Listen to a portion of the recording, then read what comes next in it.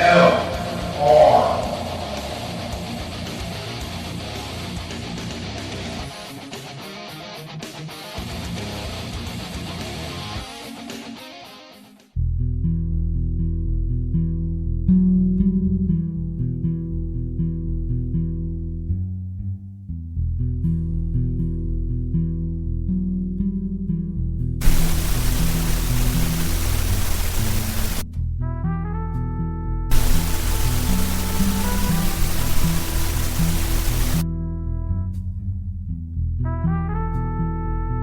Welcome to the Saturday Night Cigar Lounge.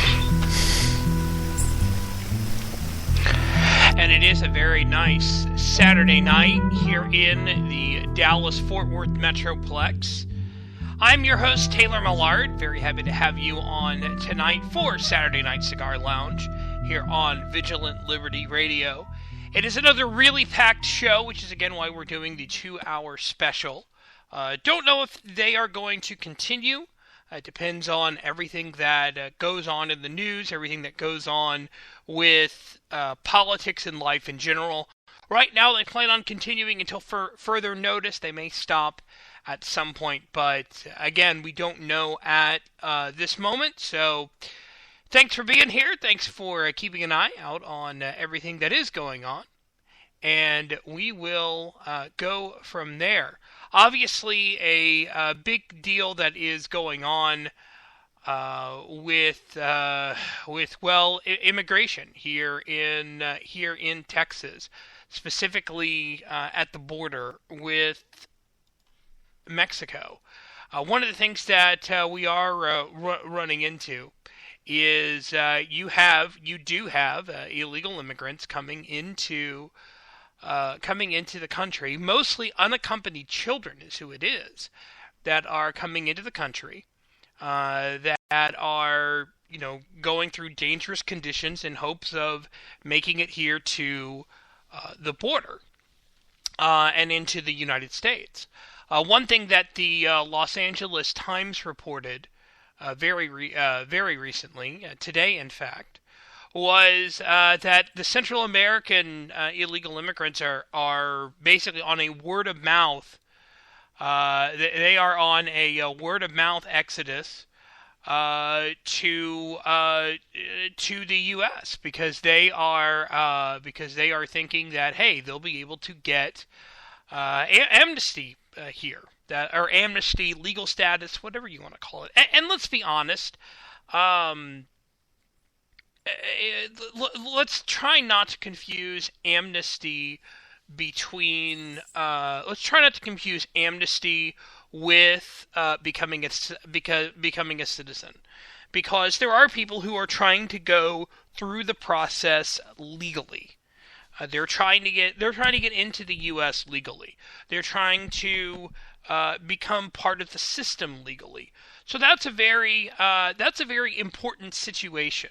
That should be remembered. That folks need to remember, and let's also remember that it's very hard to get into the U.S. and become a citizen. Anybody who's paid attention to the visa for Kai situation that went on earlier this year with Katrina Jurgensen and Kai Jurgensen. Kai couldn't get into the U.S. at all, and Katrina was in the ICU. And nobody would let him in. So and he was trying to immigrate legally. So this is what we're talking about. We're talking legal immigration. That's what I'm in favor of. That's what I think a lot of people are in favor of. But looking at what the LA Times says, is what's going on is basically these minors are coming to the U.S. because they think that they can get legal status. As the LA Times says, some minors go at it alone, although it seems that most have at least a protector, often the paid coyote, as dubious as that protection can be. One of the things that Aralinda Aguilar said, she's a single mother with a 2-year-old daughter, was, I'm going to turn myself in at the U.S. border and pray. One thing that somebody else, that one Artiaga from Honduras said, we've heard it's easier now, but it's not 100% guaranteed. All right, so let's figure out why. Let's figure out why that they've been hearing that it's easier now. A part of it has to do with basically a rumor, probably, in my opinion, probably a twisted rumor from the which started last year, in 2012. And what happened in 2012 was you had the president make an executive order saying that, hey, we're going to let people who are in the country illegally. We're going to let children under the age of 18. We're going to give them. We're not going to deport them, and we're going to give them work permits. So that's what they're looking at. That's what I think where most of the rumors come from, and why people are increasingly coming in. It's because of this situation. In 2012, this is what the president said. He said, "This is not amnesty. This is not immunity. This is not a path to citizen. It's not a permanent fix. This is a temporary stopgap measure." What he said is that children of illegal immigrants study in our schools, play in our neighborhoods, befriend our kids, pledge allegiance to our flag. It makes no sense to expel young, talented people who are, for all intents and purposes, Americans. Now, why did he make that comment? Well, he made the comment because he was in an election year and he was looking to get votes. That's the main thing that happened, and that's why it happened. Let's not mince words here. So, when he made that comment, when he said that statement, you have to think that those words got twisted, and that is why people started coming in and out of the country, or into the country, in hopes of getting involved in this situation, getting a permit, and knowing that they could stay in the U.S. As long as they possibly could. So now that has been done, and now that we have people coming into the U.S., what are the solutions? Well, one of the solutions that Governor Rick Perry, along with Lieutenant Governor David Dewhurst and House Speaker Joe Straus, all of these guys are from Texas, is that they are basically sending the Texas Department of Public Safety, Texas State Troopers, to the border in hopes of doing a surge to kind of combat the flood of illegal immigrants. In that situation, what they are saying is that, well, because the federal government won't protect the border, we're going to do that. Perry's comments was, Texas can't afford to wait for Washington to act on this crisis, and we will not idly stand by while the safety and security of our citizens are threatened. Until the federal government recognizes the danger it's putting our citizens in by its inaction to secure the border, Texas law enforcement must do everything they can to keep our citizens and communities safe. So the questions then become, especially when you're looking at what's going on, is hey, what's going to happen? How are they going to do this surge, and what are they going to look at?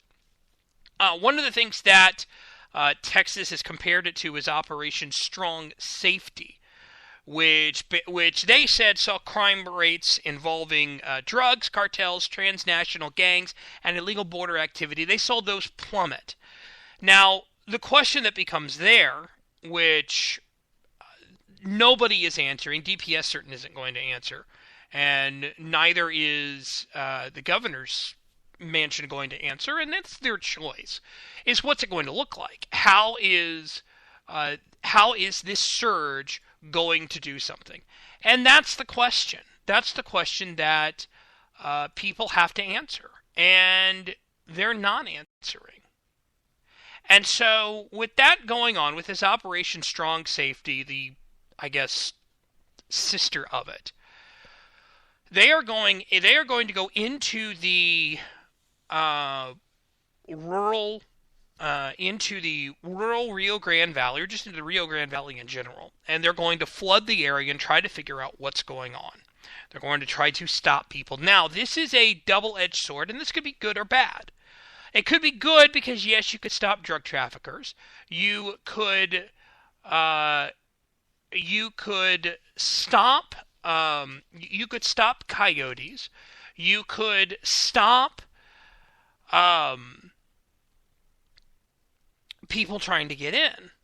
But the issue that you have to look at, and the issue that I don't think anybody is answering, is what do you do about the people who are the citizens, the American citizens in the Rio Grande Valley? Are you going to be causing issues with their constitutional rights, their, no illegal searches? What are you going to do there? How are you going to protect constitutional rights when you are doing this? Now, when I'm talking about constitutional rights, this is what I am talking about. Amendment 4, which says, of the U.S. Constitution, which says the right of the people to be secure in their persons, houses, papers, effects against unreasonable searches and seizures shall not be violated, and no warrant shall issue but upon probable cause, supported by oath or affirmation, particularly describing the place to be searched and the persons or things to be seized. Basically, we're talking about no refusal weekends, we're talking about checkpoints, that sort of thing. Obviously, one thing which the Texas Department of Public Safety has to be very careful about is making sure they don't go over the U.S. border. If they go over the U.S. border, one of the things that you run into there is you're in the situation that the Marine down in Mexico is in. Because remember, he accidentally apparently went over the border and got caught by Mexican authorities, and now there's a quasi-international incident going along, and nobody wants to really free the guy. But with that being said, so that's something that the Texas Department of Public Safety has to be careful about. But with that being said, they have to enforce the law. And if they're going to stop people from getting over the border, and they're going to turn them away, or they're going to capture the coyotes, that's not necessarily a bad thing. But there's another question which happens. What happens if they catch a coyote with the unaccompanied minor? What are they going to do to that minor? Are they going to take them from the area? Are they going to take them into a center, for lack of a better term, where all the other illegal immigrants are, so that they can get food, so that they can get shelter? Are they going to just abandon them on the border? What is going to happen? That's something that DPS hasn't discussed. That's something that Texas hasn't discussed. And so that'll be interesting to see what happened and what their strategy ends up being. There's a lot of questions going on here. There are a lot of questions that haven't been answered. And this is stuff that has to be answered eventually. Whether it's never made public, whether it's just something that the Department of Public Safety says, okay, this is our strategy, this is how we're going to handle it. If they don't say that, and if they just decide to, okay, we're going to arrest you guys, and you guys are going to go back across, there's going to be a public relations nightmare if that ever gets learned. That is the issue that is going on. The other question, and Felicia Cravens in the chat room brought this up, and I think that it's a fantastic thing to bring up, is how much is it going to cost? The state says it's going to be about $1.3 million per week.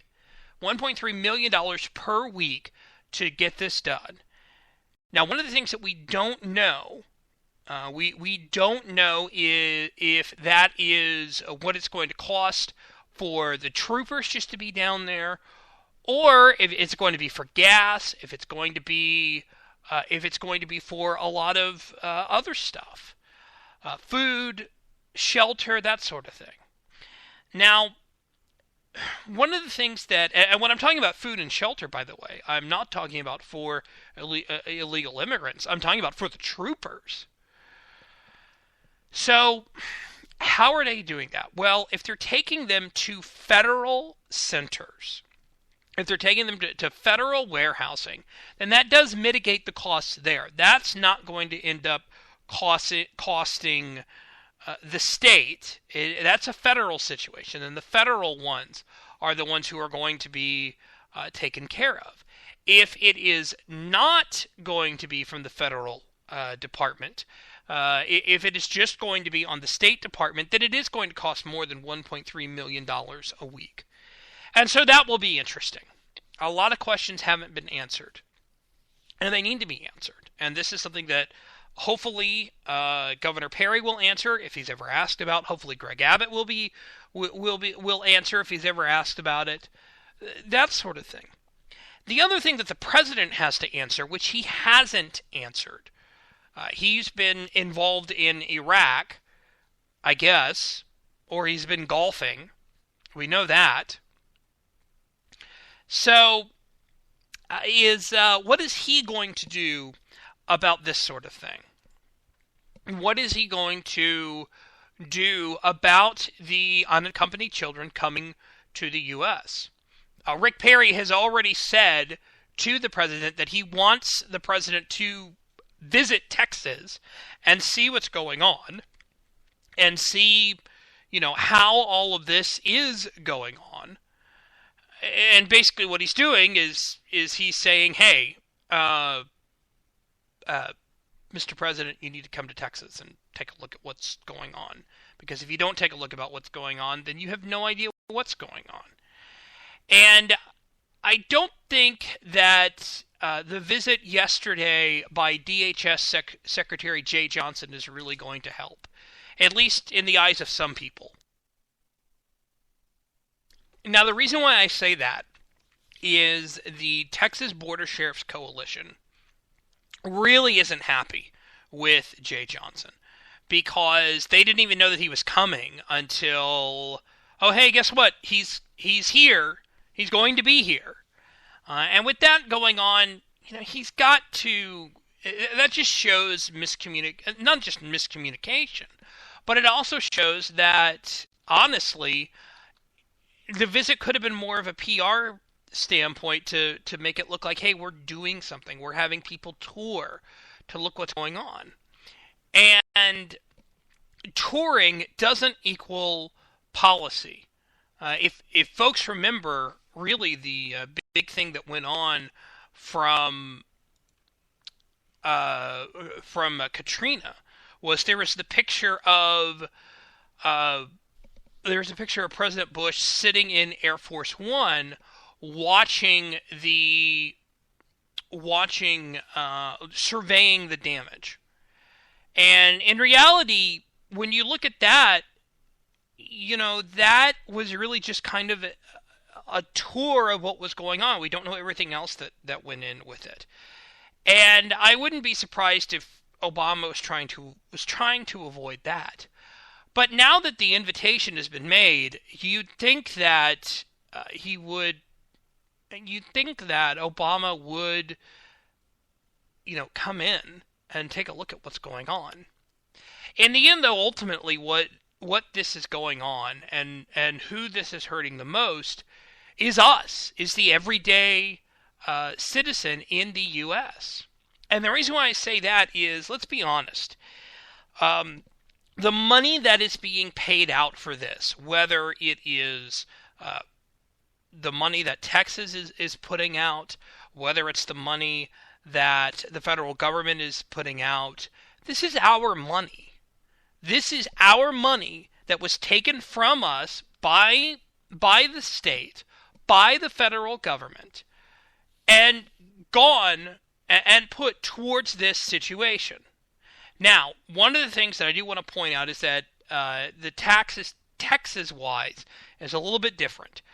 Texas has a sales tax. They also have property taxes. But the sales tax is where a lot of their money comes from. So that means that everybody is getting hit with the sales tax. The federal tax, though, that's from the income tax.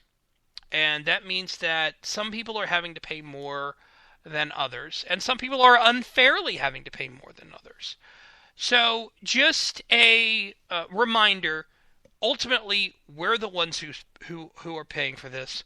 Ultimately, we're the ones who are going to end up hurting from this if it doesn't get in control.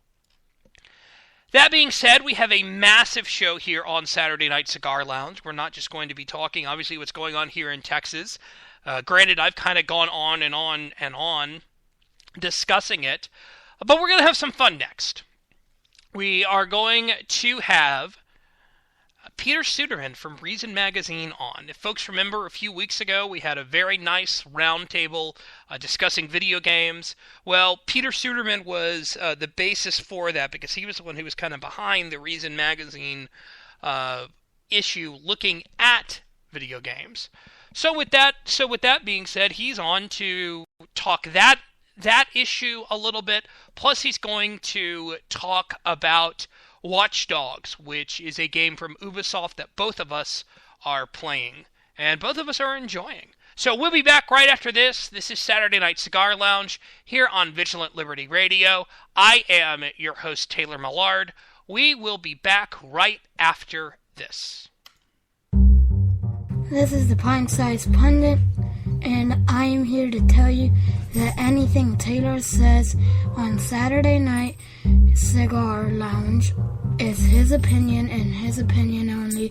He does not speak for his employer, his employer's employer, or anyone else. He especially doesn't speak for Liz unless she says so.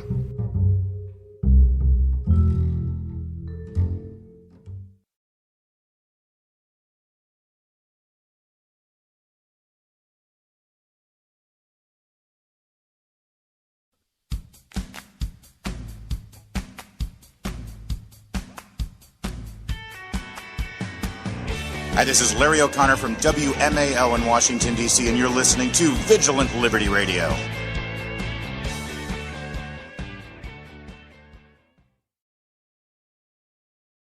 We want to welcome Michael Moore to Occupy Wall Street.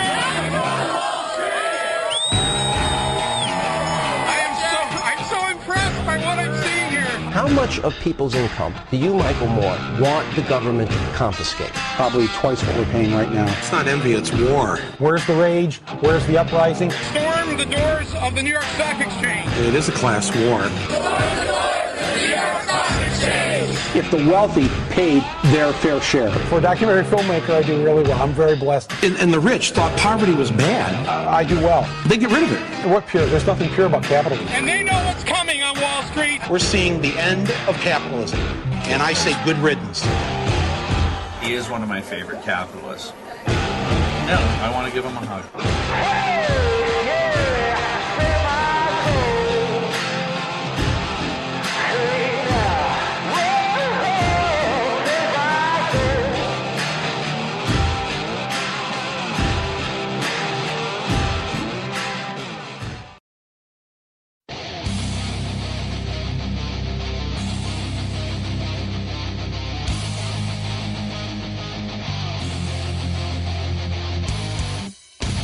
Hi, this is Jonah Goldberg from National Review, and you're listening to Vigilant Liberty Radio. I'm back here on Saturday Night Cigar Lounge here on Vigilant Liberty Radio.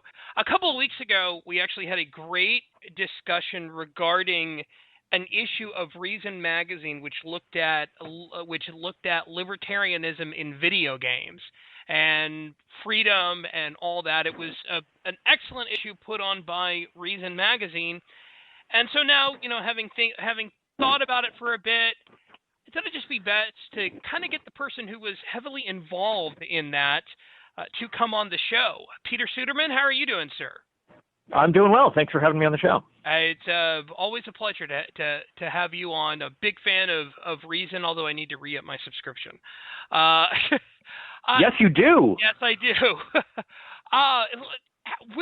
Before we get into things from the beginning, why did you guys decide to do the video games issue? So, I think a lot of the thinking behind it was that Reason is interested in, especially interested in cultural issues, and we're interested in the way that culture and commerce helps form communities, and that communities sort of build themselves and evolve out of individual interests, and sometimes those are extremely niche interests, and sometimes those are niche interests that grow into something much, much bigger, like video games. And so we wanted to do an issue that kind of looked at the way that video games had changed the world of entertainment, changed culture, built a culture around them over the past couple of decades. I mean, if you go back to the 1970s, you look at the very early video games, even into the 1980s when video games became very popular, and sort of came into our living rooms in the form of things like Atari and Nintendo. They were always sort of considered these niche products for people on the fringes, or maybe they were just for kids. And really, over the last couple of decades, that's something that has changed dramatically, where now you see that by some, depending on how you look at the statistics, something like half of all Americans play video games on a regular basis. Most video gamers are adults. You actually end up seeing that a lot of women are playing video games now because they're not just, shooters on consoles, although that sort of tends to be a lot of the focus of the gaming press. There's a lot more to the world of video games than, just what's on Xbox and whatnot. But we wanted to look at the culture and the community and how it had evolved on its own and built this sort of commercial and cultural juggernaut over the last couple of decades. Were you surprised at all by what y'all found in this issue?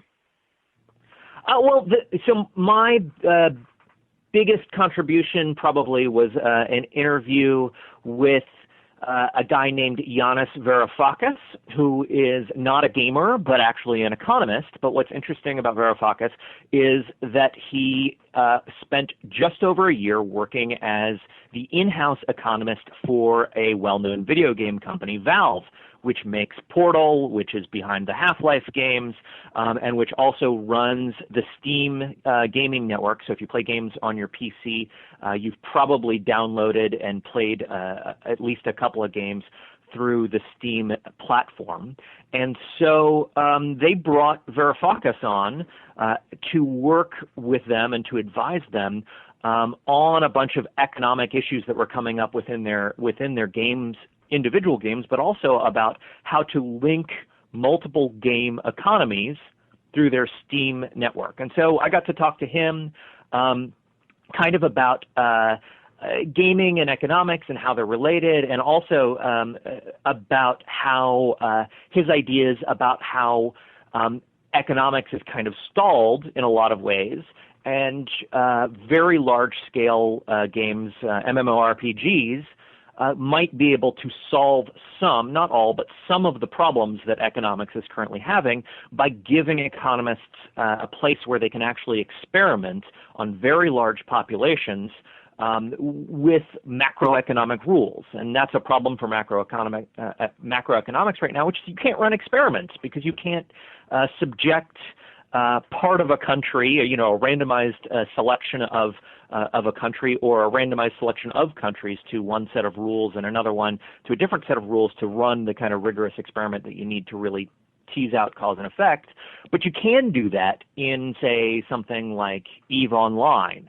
or in some of the other big game worlds. And so getting to talk with him about that and sort of how the interplay there was really fascinating. What I really enjoyed in playing Civilization V, as fun sometimes as it is to set off nuclear bombs just to kind of see how everybody else reacts. Not that I would actually do this in real life. I would like to point that out. I enjoyed the economic victories a whole lot more than I enjoyed the military victories. Yeah, so I haven't played Civ 5, but the one that always sticks out for me is Fable 2, which has a great little buy and sell economy built into the game. And in a lot of ways, it's a fairly standard kind of high-end fantasy role-playing game, a single-player role-playing game. You travel around, you go on quests, you clear out dungeons, you pick up items for a king or whatever, and you deliver them back. And there's a lot of buying and selling stuff, and so there's little town hubs which have stores where you can go and buy and sell weapons and armor and magic spells, stuff like that. But one of the interesting things about the way the game works is that the town hubs, the economic hubs in the game, prices actually change so that you can buy and sell and make money by buying low and selling high. And sometimes prices just change because of the cyclical nature of things and because there are sales going on. But sometimes prices change because you've committed acts of random violence in those towns against the citizenry. And so it's a really interesting economic incentive not to just go around killing all of the random non-player characters that you see walking around town, which in a lot of RPGs, there's not a whole lot of attempt to stop you or to disincentivize you. Or if there is, it's basically that some people will start attacking you for a little while, and then if you come back to the town 2 days later, everything's fine, and everybody's like, oh, hi, nice to see you again, even though you murdered 40 of us just a little while ago. And so Fable creates, through its economy, some really interesting incentives that, obviously they're not exactly like real-world incentives, but they do teach some basic economic ideas and sort of are suggestive of how different kinds of economic interactions can work. Speaking of the real world, one of the games I've been playing recently, as have you, is Watch Dogs, the latest game, game by Ubisoft, and I hated the way they rolled it out. They obviously weren't prepared on their servers to handle everybody who was logging on to trying to play. And at the same time, this game actually raises some really interesting privacy concerns. So I think the game is interesting. I should say that I'm probably at most a quarter of the way through, probably less than that. I've only played the game for a couple of hours, so it's not one that I've gotten heavily into. But I'm really interested in. I thought that the game was really interesting in the way that it makes use of surveillance technology, and in fact a lot of surveillance technology that's not radically different from what you actually do see in the real world. And in fact, Chicago does have a large-scale citywide surveillance system that they've set up, and it's something that you see increasingly in a lot of major cities in the United States and elsewhere. Are these often police-run, city-run surveillance systems, and Watch Dogs builds its gameplay out of that. Now, the hacking and sort of the hacking technology that you use as the player is completely unrealistic and absurd, but the infrastructure systems sort of that it's building from are based on some things from real life and are kind of interesting and do an interesting job of suggesting these big urban areas where you are being watched, or at least can be watched all the time by these massive electronic networks, and then kind of building a fairly classic open world game out of that. The one actually that I played more, didn't beat it, but played quite a bit more, recently was Infamous Second Son, another big open world game which pits the player against a big sort of sprawling government enemy that's taken over Seattle in response to people like the player who have kind of superpowers basically and is treating them as terrorists. And so there's that game really riffs on a lot of the stuff you see with the TSA and the Department of Homeland Security, and you have drones running all over the city, that you have to destroy and get points for. And so it's really interesting to see these video games pitting players against very large government systems and allowing players, to creating worlds in which it's basically assumed that players are acting in opposition to those government systems. And I guess a part of that has to do with how things like, Snowden, WikiLeaks, Bradley Manning, Chelsea Manning, however you want to call them, the things that they've done. Yeah, I mean, I think that sort of the hacker archetype is one that really resonates with a lot of video gamers, and that whole world is one that has been associated with video games in certain ways for a long time. You can, there's obviously all of the stuff that's in the news today, but you can go back to the 1980s and think of a movie like Tron, which had, basically a hacker who went into a video game, or maybe not. I mean, a gamer and hacker who went into a game-like scenario within a corporate server is actually how I should describe it. And came out the hero at the other end. And so that association between gamers and hackers is, not surprisingly, given that many people who are interested in computer security are also interested in computer and video games, is an association that's been out there for a long time and is one that I think we increasingly see in pop culture. Especially in video games. One thing that I thought was very interesting, and I haven't beaten this mission yet because I think it's an extra mission. In Watch Dogs, there's a Fast and Furious-based mission where you're trying to uncover a government, a police decision to let weapons get into the hands of gangsters so that they could track them. Yeah, that's the kind of thing that you now see in video games, especially these big open world games. They are commenting not quite directly, but they are implicitly commenting on the news. You see this in Watch Dogs. You see this in Grand Theft Auto 5, which is just sort of filled with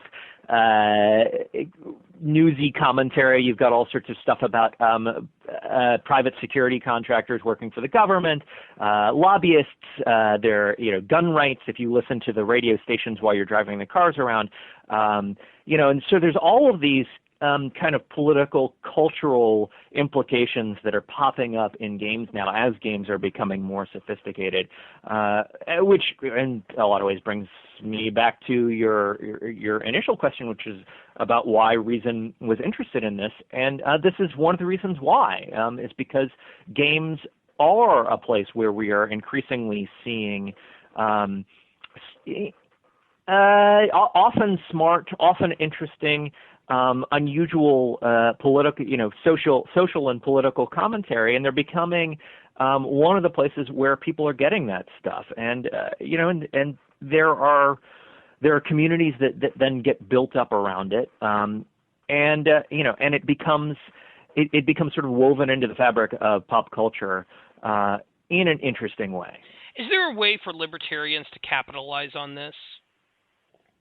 As in, if all these things are being brought up and all these things are being said, whether it's private contractors, whether it's NSA spying, whether it's politicians from Republicans and Democrats being complete and utter hypocrites, is there a way for libertarians to kind of take advantage of this and say, hey, we have this philosophy over here called libertarianism and following the U.S. Constitution that might be a good thing for y'all to get interested in? I'm not I guess the thing that I would say is that what libertarians, and folks of a libertarian bent should be doing, or should be thinking about is letting these sorts of often not particularly ideological cultural items and incidents and communities grow, and sort of being alert to them. Because this is the thing, is that these, you see games like this that have, if maybe not overtly libertarian ideas, but are built on foundations that definitely take a lot of libertarian ideas into account. And they're not being built out of think tanks. They're not being built out of sort of the professional libertarian movement. They're being built because somebody thinks that there's a paying audience who's interested in these products. And so that's the sort of thing that libertarians, we should be aware of it. We should be cheering it on, and we should be able to point out that, look, what these are the sort of things where you see libertarian ideas not just expressing themselves, but being built into the cultural assumptions of these products, and where you see them being accepted by big communities who may not already think of themselves as libertarian, may not think of themselves as political at all in a lot of instances, but they do have political assumptions that they are willing to accept. And these sorts of products, games like Watch Dogs or Second Son, are reflecting a lot of those assumptions that people, in many cases, don't even know they have. Do you think this is going to keep going on? Oh, definitely. I mean, I think video games are I don't want to call them inherently libertarian in an explicit sense, but they rely on a kind of libertarian worldview because so many games require very big, very comprehensive systems to serve as to both to facilitate gameplay and to serve as the big bad enemies. And when you see all of the, this is the thing that games do so well that no other medium does, is they portray geography, infrastructure, a sense of place, right? And I mean, to me, the best thing about Watch Dogs is not even the gameplay. It's not the story. It's that they built this crazy, digital mock-up of Chicago that you can then run around and play in all sorts of interesting and fun ways. And the same with Grand Theft Auto 5 and Grand Theft Auto 4, which are digital replicas of New York and Los Angeles. And Second Son is in Seattle, and so video games need these big geographic infrastructure systems in order to create these worlds, and in order to have bad guys for the players to fight against. And one of the easiest ones to come up with, if that's what you're going to do, is to have the player fighting, fighting the government or some part of it. And so I definitely think that you will see that will continue to be the case. I mean, you see it not just in the third-person open-world games like the Grand Theft Auto series, but you also see versions of it kind of in Fallout 3 and New Vegas. You see even versions of it, I would argue, in Skyrim, which is also made by the same people who made the Fallout games, where the player character is torn between these two competing factions, one of which is kind of rural and obsessed with its religion, but they're also sort of racist, and the other one is elite, but they want to tell everybody, and not racist, but they want to tell everybody how to live their lives, and there's a great sort of hilarious little commentary on contemporary politics built into that. And so when you have these big open worlds and you have these big systems that you want to send a player through, then the libertarian worldview just is very compatible with that. I gotta ask this. I'd be remiss if I didn't ask this. What comic books are you reading these days? Oh gosh. So I just got the giant collected edition of Jason Aaron's run on Punisher Max, which is amazing. I'd read it before, but it continues to be the best, in my opinion, the best contemporary, modern run on Punisher, and Aaron just nails the character. It's outside of continuity, so it's sort of its own opening, and it's its own complete story. But that's part of what I like about it, because it has a beginning and an end, and it's not just sort of floating within the middle of 20 years of continuity that doesn't quite add up. I'm really enjoying Mind Management, which is this very complex story about about an agency of people with special talents, and it's like a spy story mixed with some ideas very clearly pulled from Lost. The art is amazing, but the storytelling in that is really great. I also recently picked up the first hardback of Miracle Man, which is finally in print after, 30 years of fighting between Alan Moore's people and Marvel.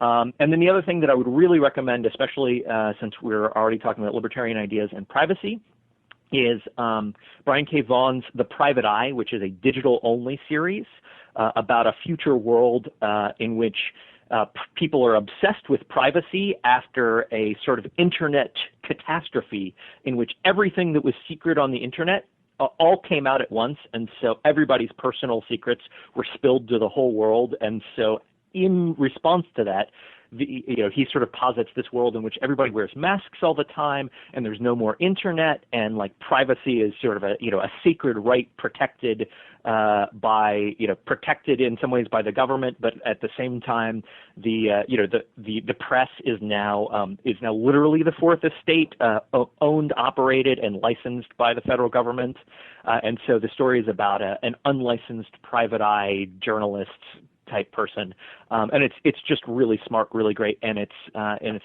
you can only read it digitally. All right. Also, I would actually include Nathan Edmondson's Punisher series.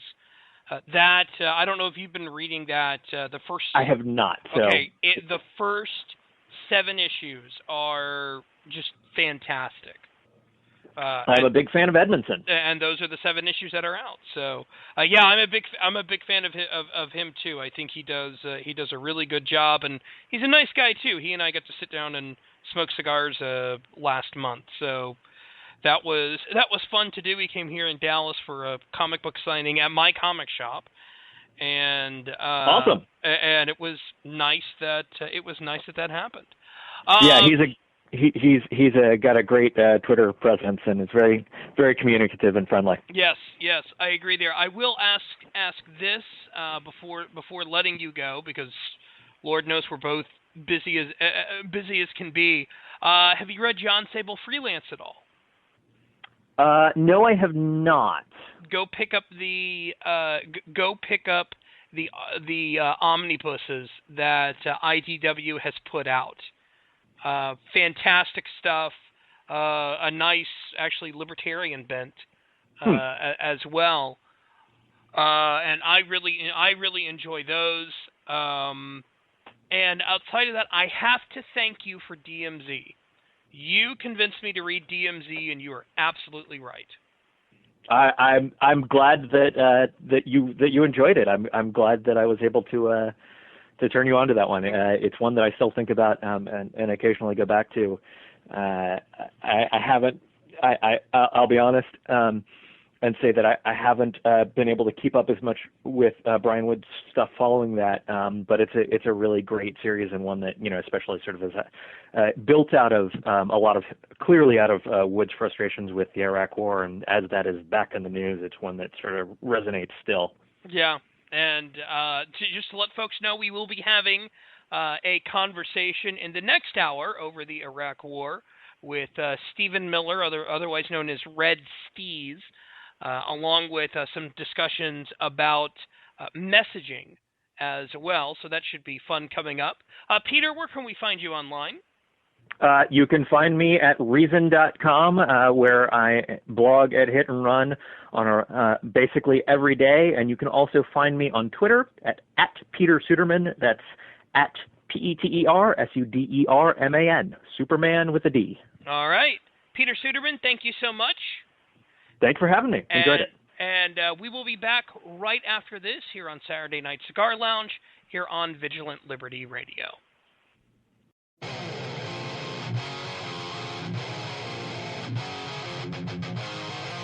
10 out of 10 Lee and Don fans hate Vigilant Liberty Radio. And we like it that way. Vigilant Liberty Radio.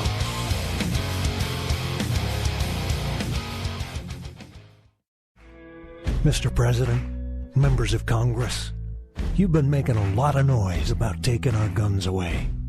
But you might want to review history.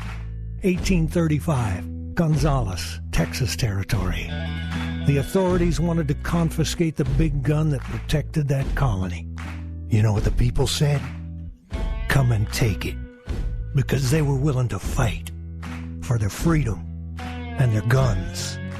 So are we. Come and take it if you want it. Come and take it if you think you can. Come and take it, but I warn you, you'll have to pry it from my cold dead hands. We want the freedom that God gave us, so you best not cross that line. If you want this gun, you gotta come through us and take it. One shot at a time. Just like Gonzales, we're keeping our guns.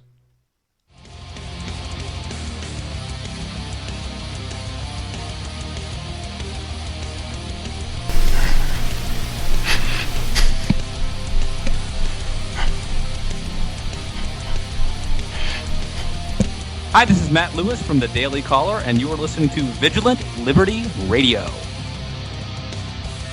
Back here on Saturday Night Cigar Lounge here on Vigilant Liberty Radio. I got a bit of a head rush. I was headbanging there during the Matt Lewis liner. I can't help it. I love the Viking metal. I love the just everything that go along with that. It's always very, very fun. But coming up in the next hour, very happy that we are going to be having Stephen Miller. He of The Wilderness, I believe is what he calls it. Stephen Miller from The Wilderness, otherwise known as at Red Steez. So looking forward to that conversation. Sean Venkman may be joining us as well. Don't know yet, but he may be joining us as well. So if he does, great. If not, we'll probably catch him next week because that is what we kind of do around here. One of the things I thought was real interesting was the fact that the Pope decided to excommunicate the mafia. He said, he basically said that those who in their lives follow this path of evil as mafioso do are not in communion with God. They are executed. This evil must be fought against. It must be pushed aside. We must say no to it. Good for the Pope for doing that. That is something that, you know, it's been discussed before. I know Pope John Paul II made comments about it in 1993 regarding the mafia, and I really have no problem that he is saying that he is speaking out against the mafia. I mean, you'd think that was something that popes would have done a long time ago. So good for him to speak out about that. Good for him to say something about it. Again, this is somebody using culture to fight against evil. So good on him for saying that. I think it is. It's really important to use culture in this fight instead of just relying on the government to do something. I think more people need to remember that. More people on both sides of the aisles need to remember that, because it's something that doesn't always happen. A lot of the times what you see is government ends up getting corrupted by power, and politicians get corrupted by power, by the ability to do stuff, and they get all mixed up about it, and it's too bad. It's too bad. They make a career out of it, and it's too bad, and they shouldn't. And the ones who do end up making a career out of it, the ones who do end up using their power to help friends, to help cronies, to help people who shouldn't be getting help instead of following the Constitution, something, they should be excommunicated from government so that they can learn their lesson. But that's me being all, anti-federalist libertarian there sometimes. It actually expresses some of the frustration I have, believe it or not, with Democracy 3, which is a game that was that I bought. It was a game that that Brandon Morse bought, and I haven't waited for haven't waited to hear what he has to say about it, but that game actually really frustrates me because it is so caught up in Keynesian economics that the government is the one that is supposed to direct the economy, that the government is the one that is supposed to bring things about. I'll just put it this way, all right? I got to set up and I got to do my government, set up the government system. And what I ended up doing was I ended up cutting spending drastically, as well as cutting taxes. And what ended up happening was at the end of my 4-year term, please see the air quotes because it was really about 20 minutes. At the end of the 4-year term, I got heavily voted out because nobody was happy with what happened, and you didn't get to see the other situations that happened. Example, to see what the economy would do when people started to hold on to more of their money, to start to start being able to spend more of their money if they wanted to. That never happened. So obviously it is a game that is rife in Keynesian economics. It's extremely frustrating. It is extremely annoying. Who knows, maybe if you here's the other thing that's kind of frustrating about it is that you can set up either your inherent socialism or your inherent liberalism on both of those games. And we're not talking about liberalism as in the classic liberalism. No, we're talking liberalism as in what liberalism is now. And you can put those all the way down to 0 and people still get mad. The best part that I think folks would find amusing, and that would probably actually happen if I ever became president, and my tongue is in my cheek when I say this, I'm not being serious, but in the game I've been assassinated like 3 times. It just happens. I honestly prefer the economic victories that you get in Civilization 5. It's a lot more fun. It's a lot tougher, and the reason why I say it's a lot tougher is because when you buy those games, a lot of people buy those games because they get to see units go after each other and start fighting each other and everything. And the economic part is really more interesting. You get kind of the same in Sins of a Solar Empire, which I'm still getting kind of a handle on that. I know in the game that I was actually winning or coming close to winning, it was because I did trade with some of the other civilizations out there. And so that was fun.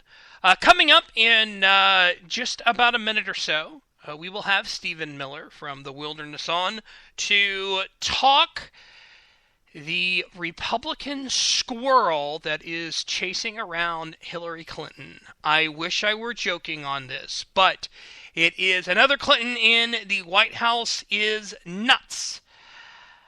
I laughed when I first saw this and then went, what in the world are they thinking? So we'll talk that right after this. This is Saturday Night Cigar Lounge here on Vigilant Liberty Radio. I'm your host, Taylor, and we'll be back in just a couple of minutes. VLR.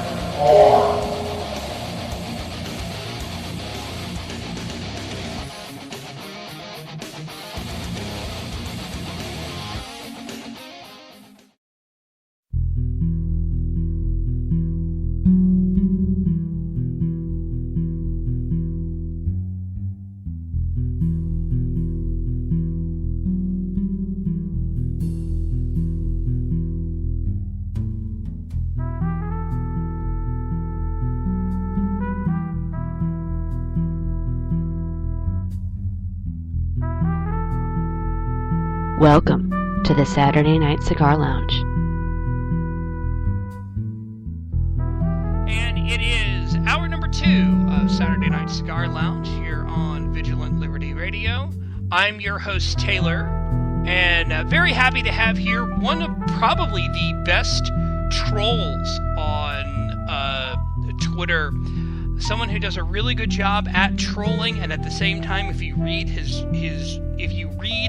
how he trolls, if you read how he writes, he makes such an excellent point that it doesn't always look like trolling. And he is otherwise known as Stephen Miller from The Wilderness. You can find him at Red Steeze, Steeze. Stephen, how are you doing tonight? That's like one of the greatest introductions I've ever had. That was like... It's nice to be just, he's a great troll. I mean, as long as we get troll away from like the, J.R. Tolkien, meaning of the word, it's good. Hiding under a bridge, waiting for people to come up. Which is kind of really the basis of what it is. I have a question. Can you target your political opponents in Democracy 3 using the IRS? No, you cannot. Man, jeez.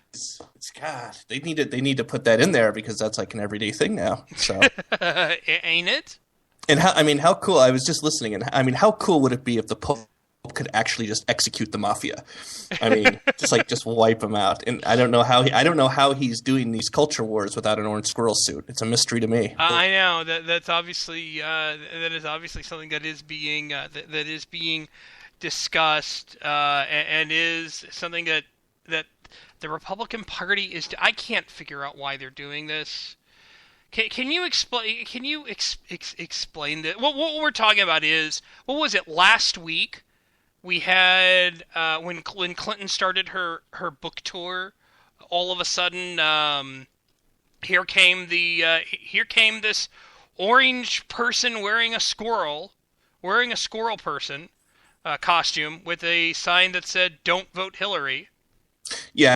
I don't even think they had a sign. I think they had a T-shirt that says "Laugh at me." I mean, it's kind of it was that bad. I likened this strategy to the first thing that I thought when I saw this, like the first feeling in my gut, like when I saw this on social media, I saw this on Twitter, and then it's one of those things like, oh God, I need to confirm this, and you're looking around. It reminded me of like the Marco Rubio water bottle moment. Like you have like this great in returns of where you have Hillary just self-imploding. This was like one of the worst.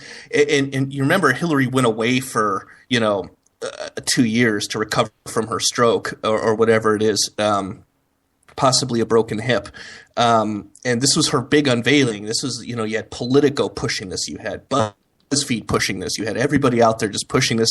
And she just walks out and just trips over her walker. I mean, it was the absolute week from hell. From the dead broke comments to defending the Russian overcharge button to possible mobility issues to memory loss to the Gitmo 5 not being the threat of the United States. I mean, wherever she turned, she was just stepping in it on her own. And then you see this thing like you're sitting here watching this and you're enjoying it. And you have popcorn and 3D glasses on, and you're just like you're enjoying the hell out of this because you have the people at like Politico, MSNBC, and Daily Beast, Mother Jones. They're all just going. Their mouths are hitting the floor. They're already hitting the Elizabeth Warren bat signal. Just as hard as they can. Which they may have been doing already, for all we know. Oh, they will be doing it for the next 2 years. And then, of course, you see this thing with the squirrel come out. And what I mean about the Marco Rubio water bottle comparison is Rubio gets into this great speech, and he's talking and he's watching. You're like, this is finally a response, you want for the State of the Union. You're like, this is great. And again, it's that joy. You're like, this is popcorn. This is, one of the best natural speakers. I have to interrupt you for a second. Sorry, go ahead. I have to interrupt you for a second. Hi, boss. Boss? Yeah. Hi, boss. What are you doing here, boss? Really? Yeah.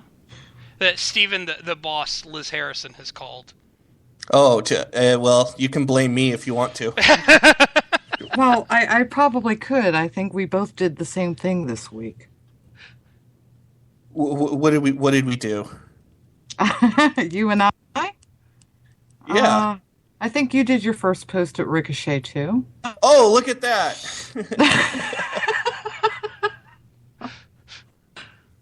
How was yours? How did yours go over? Pretty well. Yours did too. It was okay. I mean, it's a big idea. Just pin the entire Iraq war on the Democrat Party. That had to go over pretty well. Yeah. I was going from the standpoint that, we're a bunch of dilettantes and have no freaking clue what the hell we're doing, so we need to not be there. That's a good way, but we are there. Well, I guess we're not there anymore. We're just going to let them have our embassy. So we're just going to let ISIS play human head soccer and stack some pyramid bodies, and hey, the world will go on without us. Yeah. Now, okay, let me ask something. Because Liz, you've been involved in campaigns before.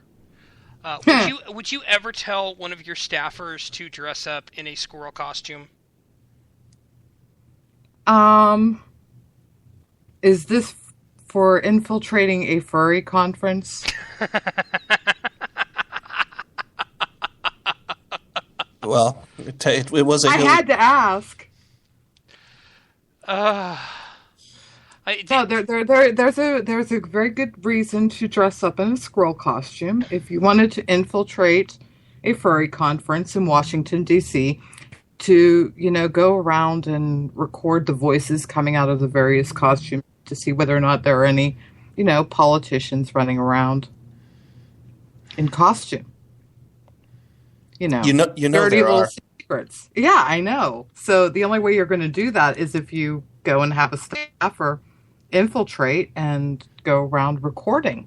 I guarantee Gentleson from Reed's office is probably a role playing furry. I would bet my left arm on it.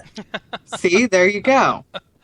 But okay. No, honestly, there is no reason to dress up in a costume, unless, of course, there is one humiliating reason. Although it wouldn't be a squirrel costume, it would have been a kangaroo. And that is whenever people like Congressman Murphy go to Kennywood Park in West Mifflin here in Pennsylvania. I might try to con the amusement park into, having Kenny the kangaroo be one of the staffers as opposed to the actual employee from Kennywood if they're going to be shadowing the congressman, because it makes more sense. Just saying. Because they're not supposed to talk anyway.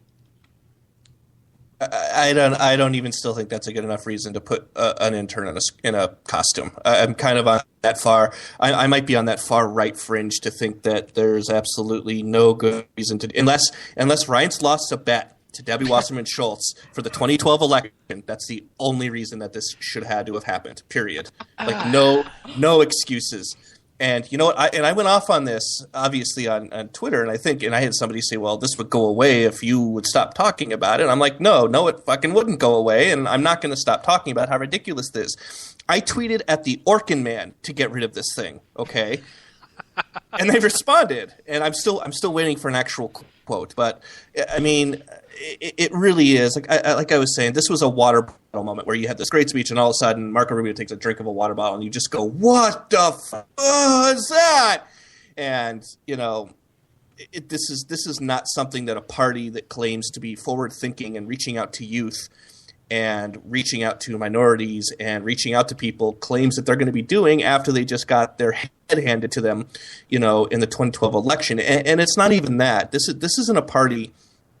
This is a party that has not won a serious election since 2004, and I'm not talking. I'm also including 2010 in this. Okay, so they lost 2008. 2010 was not an RNC victory. That was not a victory that the Republican National Committee can high five themselves. That was a protest victory, and you might see something like it again in 2014. And then you have 2012 was obviously a very easily winnable election, and they didn't win that. And so what are they doing now 2 years out of getting of just getting their heads handed to them is they're recycling old gags from things that are in the basement. And, and I say in my piece, this is not something that a serious party who wants to win does. It isn't. And I try to play good soldier. I fully admit to being, a partisan and an ideologue. I think that's a good thing. I think people should stand up for that. But I sit here and I go, what are you hoping to accomplish with this?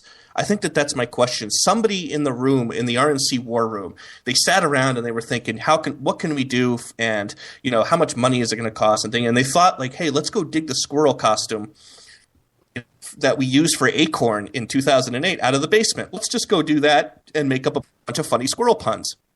And I sit there and I go, do you guys not pay attention to what's happening? Are you guys not paying attention to what's like going on as far as like social media is concerned, as far as streets are concerned? You have people like Rand Paul making serious ground on college campuses, and people can argue about Rand Paul, for 2016, this or that. I don't generally like to play the 2016 theater. I do a little bit in my Iraq piece. And you have people like Marco Rubio making serious ground in Silicon Valley with Google and doing Q&As with Google, and you have and something like this comes along and it wipes all of that out. Period. It just does.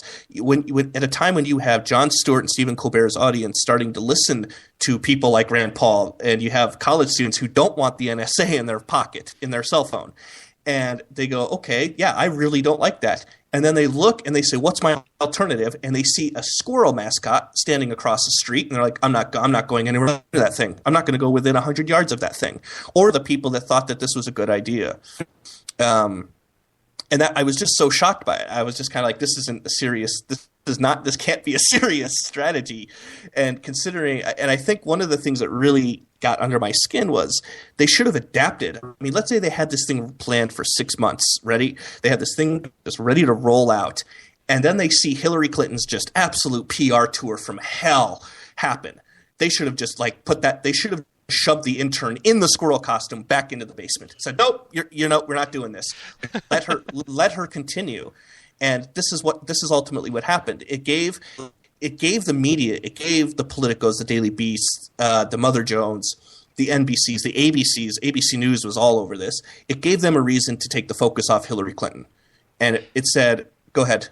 And the amazing thing with this is that if you look at, like case in point, if you go to the House Oversight Committee and you look at their website on the IRS, on what's going on with the IRS, it's a slick site. I mean, you understand what's going on. You know what's going on. You know he's got Daryl Issa has people all set up and all ready to go and discuss. And instead you have the HRC squirrel, and you go to the GOP's website on it, and it just says another Clinton in the White House is nuts. Get your bumper sticker contributing. Get your bumper sticker by contributing today. Right, and you know what? Anybody who's listening to this, I'm on the mailing list, and the PR, the media secretary said, could donate today. Everyone should be sending an email saying, I'm not giving you another dime until this thing is euthanized. Period. That's just that's what the response should be. because these are the people that speak for us. And as much as we can fight against it, we can say we don't have anything to do with these people. The people that we're fighting and the people we're trying to win over don't see it that way. They see this as just another just lame party attempt at trying to pander at them. I mean, I have a quote here. I want you to give me your honest opinion. Does this sound like a quote from a head of a major political party, or B, the GM of a football team who has lost 13 consecutive seasons? Just you choose. Quote, I will keep expenses low. I will put a strong and serious controls. I will raise the necessary funds to make sure we are successful. We will work to regain the confidence of our donor base, and I will personally call our major donors to ask them to rejoin our efforts. Obviously, that's not the GM of the Cleveland Browns, but it sounds like it. That doesn't sound like something, that doesn't sound like somebody coming out and saying, I want to win a fucking Super Bowl. Pardon my language, but we're on the radio. That's what people want to hear. They don't want to hear this anymore. They don't want to see squirrel costumes. They don't want to see recycled gags from an election cycle they lost. The squirrel was originally intended to follow Acorn around. They wanted to make sure they wanted to link Obama to Acorn, and they walked all over New York City because you know what? When people think of New York City, I mean, the squirrel suit's going to go to Times Square, and people are going to start handing it dollar bills. That has nothing to do with messaging, okay? And people don't want to see these recycled gags from losing elections, which is what it was. 2008 was just a thorough ass kicking, and you can debate back and forth if they should have won it, if they could have won it. Sarah Palin, 2016, whatever you want to do. But the point is that if this is the best that we're going to get going forward, is to reach back 6 years with gags that failed, then we're screwed, and we should withhold our money, just plain and simple, because that's apparently what they listen to. They don't listen to social media. The GOP isn't paying attention to Twitter, to Reddit, to Pinterest, to Snapchat, to any of these things. So you withhold your wallet, and that's all it comes down to. What brought down Acorn was not an intern in a squirrel suit. What brought down Acorn was citizen journalists using alternative media to make their arguments. And I'm, of course, referring to James O'Keefe via Andrew Breitbart. That's what brought down Acorn, okay? Not an intern, not an unpaid intern, and dressed like a furry. I'm sorry. I mean, I'm not sorry. I'm not even apologizing. Screw that thing. I hope it's standing in the street, and I hope it gets hit by a car. And that's where I'm at. One of the questions that was asked. Tell us how you really feel. Just tell us how you really feel. One of the questions that was asked in the chat by Templeton the Rat was, should the GOP press the point about Hillary's zealous representation of a rape accuser turn the war on women meme against her? No. Liz, go. You're the conservative feminist. You go first, Liz, and then I'll go to Steven, and then I'll make a comment. No. And I'll tell you why. The GOP does not need to be paying attention to Hillary Clinton at all. Period. Hillary Clinton just needs to be given enough rope to hang herself. The Democrats have already shown how they are going to behave as far as she is concerned. They've already done it. You talk about pulling things out of history. Anybody in the Democratic Party that decides that they are going to be nice to the Clintons, I don't care which one, Hillary, Bill, it doesn't matter. The only thing they're doing is saving their own ass. They have a reputation for screwing people that hurt them. A worse reputation than Karl Rove at the height when he would categorically destroy a person's career or even cause them to end up behind bars. No, they're worse. So, what did they do to them the first time? Oh, yeah, Barack Obama. So, no, we don't need to be worrying about Hillary Clinton until it becomes readily apparent that the Democrats do not have a dark horse. So we need to know who the dark horse is. Then we worry about that person. But let the Democrats destroy her themselves, because they will, because they don't like her. I don't care how much they'll sit there and pander and play nice with her, because we've been through this before. They did it the last time. And then they yanked the rug out from under her, and then we were scrambling to go and battle against Obama. Let's learn from history, folks. Let her hang herself. She'll do it. She's done it. She'll do it again. Who cares? Steven? I agree with that sentiment for the most part. I think specifically as the squirrel is concerned, there was no need to even respond. I think that's where she's right, is there's no need to respond to what she was doing. I mean, like I said, she had a week and a half of bad press, and all this gag did was basically interrupt that bad week of press. And then right on that bad week, Free Beacon came out with the Hillary tapes and the Hillary audio. And you know what? Instead of just having that run into Hillary's bad week, it's now like a brand new news cycle. Like I said, the Politicos, the Daily Beasts, they're not even connecting that anymore to Hillary's bad week. And what kind of put the nail in the coffin of everything is when Hillary actually got out of her car and presented the squirrel with a book that was signed. And she looked, I mean, if anybody who watches the video, she looked affable, she looked charming, she looked humorous. She got out, and the squirrel, the person was so taken back, and they ended up giving a thumbs up and shaking her hand. And I think that's where I came in my piece, where I get a little bit angry. I'm like, is this just a game to you people? Is that what this is to you? Because you should just tell us. Is this just a game where it's your side versus our side, and well played, and I'm in a squirrel, and I just met the former Secretary of State, and now I'm going to go home and drink myself to death? Because the rest of us out here don't think this is a game anymore. I mean, maybe 2008 it was funny, and then we saw what happened there, and now we're 4 years into getting targeted by the IRS, by these people. We're getting fired from our jobs for what we believe. We're getting kicked off of op-ed pages for what we say. Okay, this isn't a game, and the GOP needs to realize this. Okay, and maybe they will, maybe they won't. But that's where it becomes upon us to do it for them. And this is why anybody with a Twitter account, it doesn't matter if you have 10,000 followers, it doesn't matter if you have 2,000 followers, 100 followers, 5 followers, everybody needs to make their voice known that something like this is not okay anymore. This is not just a game.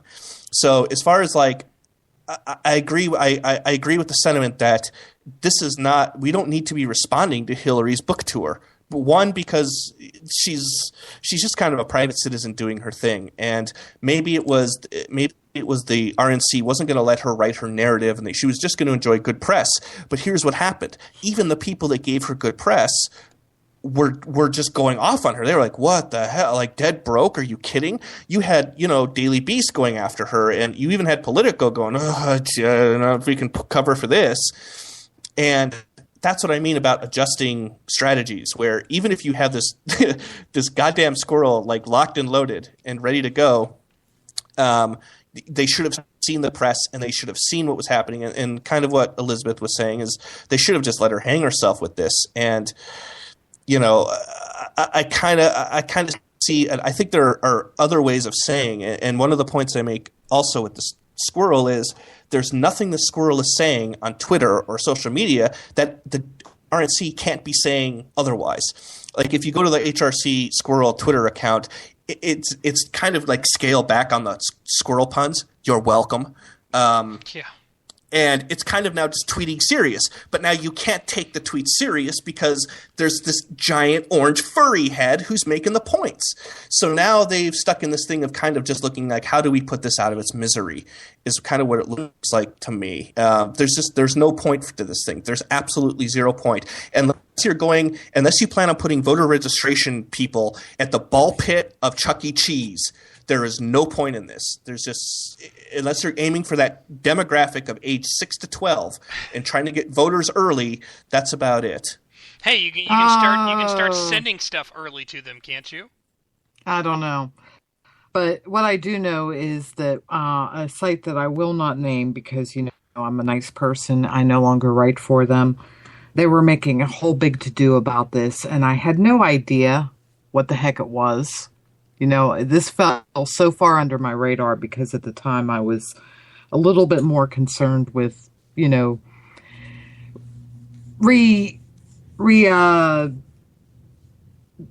over all of the background that I normally have at my fingertips whenever it comes to the Middle East, because I've been writing snarky shorts for Rare and BuzzPo for a while now, and well, that sort of kind of kills your brain cells.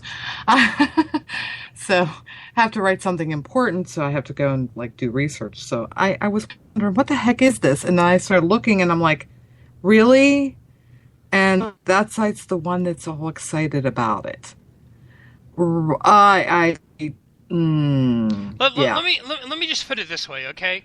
When it asks about what you are going to be following, or like what places that the HRC squirrel follows, it's Hubs Peanuts, Mr. Peanut.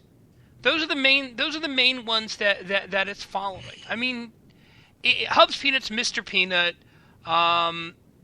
Okay, congratulations, Matt Boyle, for being followed. And then a bunch of political folks, and it's like, why are you doing this? This doesn't make it. This isn't the way to message. This isn't the way to message at all. Now, I wonder, the whole Twitter gulag thing. Mm-hmm. Is this a verified account?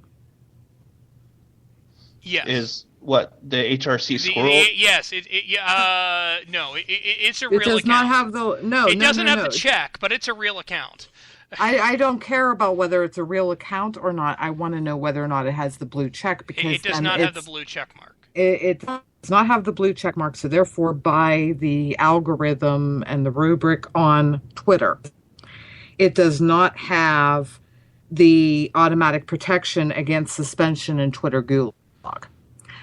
Now, I don't know about you, but I'm thinking just a blogger who's been in gulag for stupid crap like just asking Alan Colmes a question, that maybe the conservatives need to use a liberal tool and start mass block spamming the HRC squirrel. Just saying. I don't think we need to do that. I think it should be out there.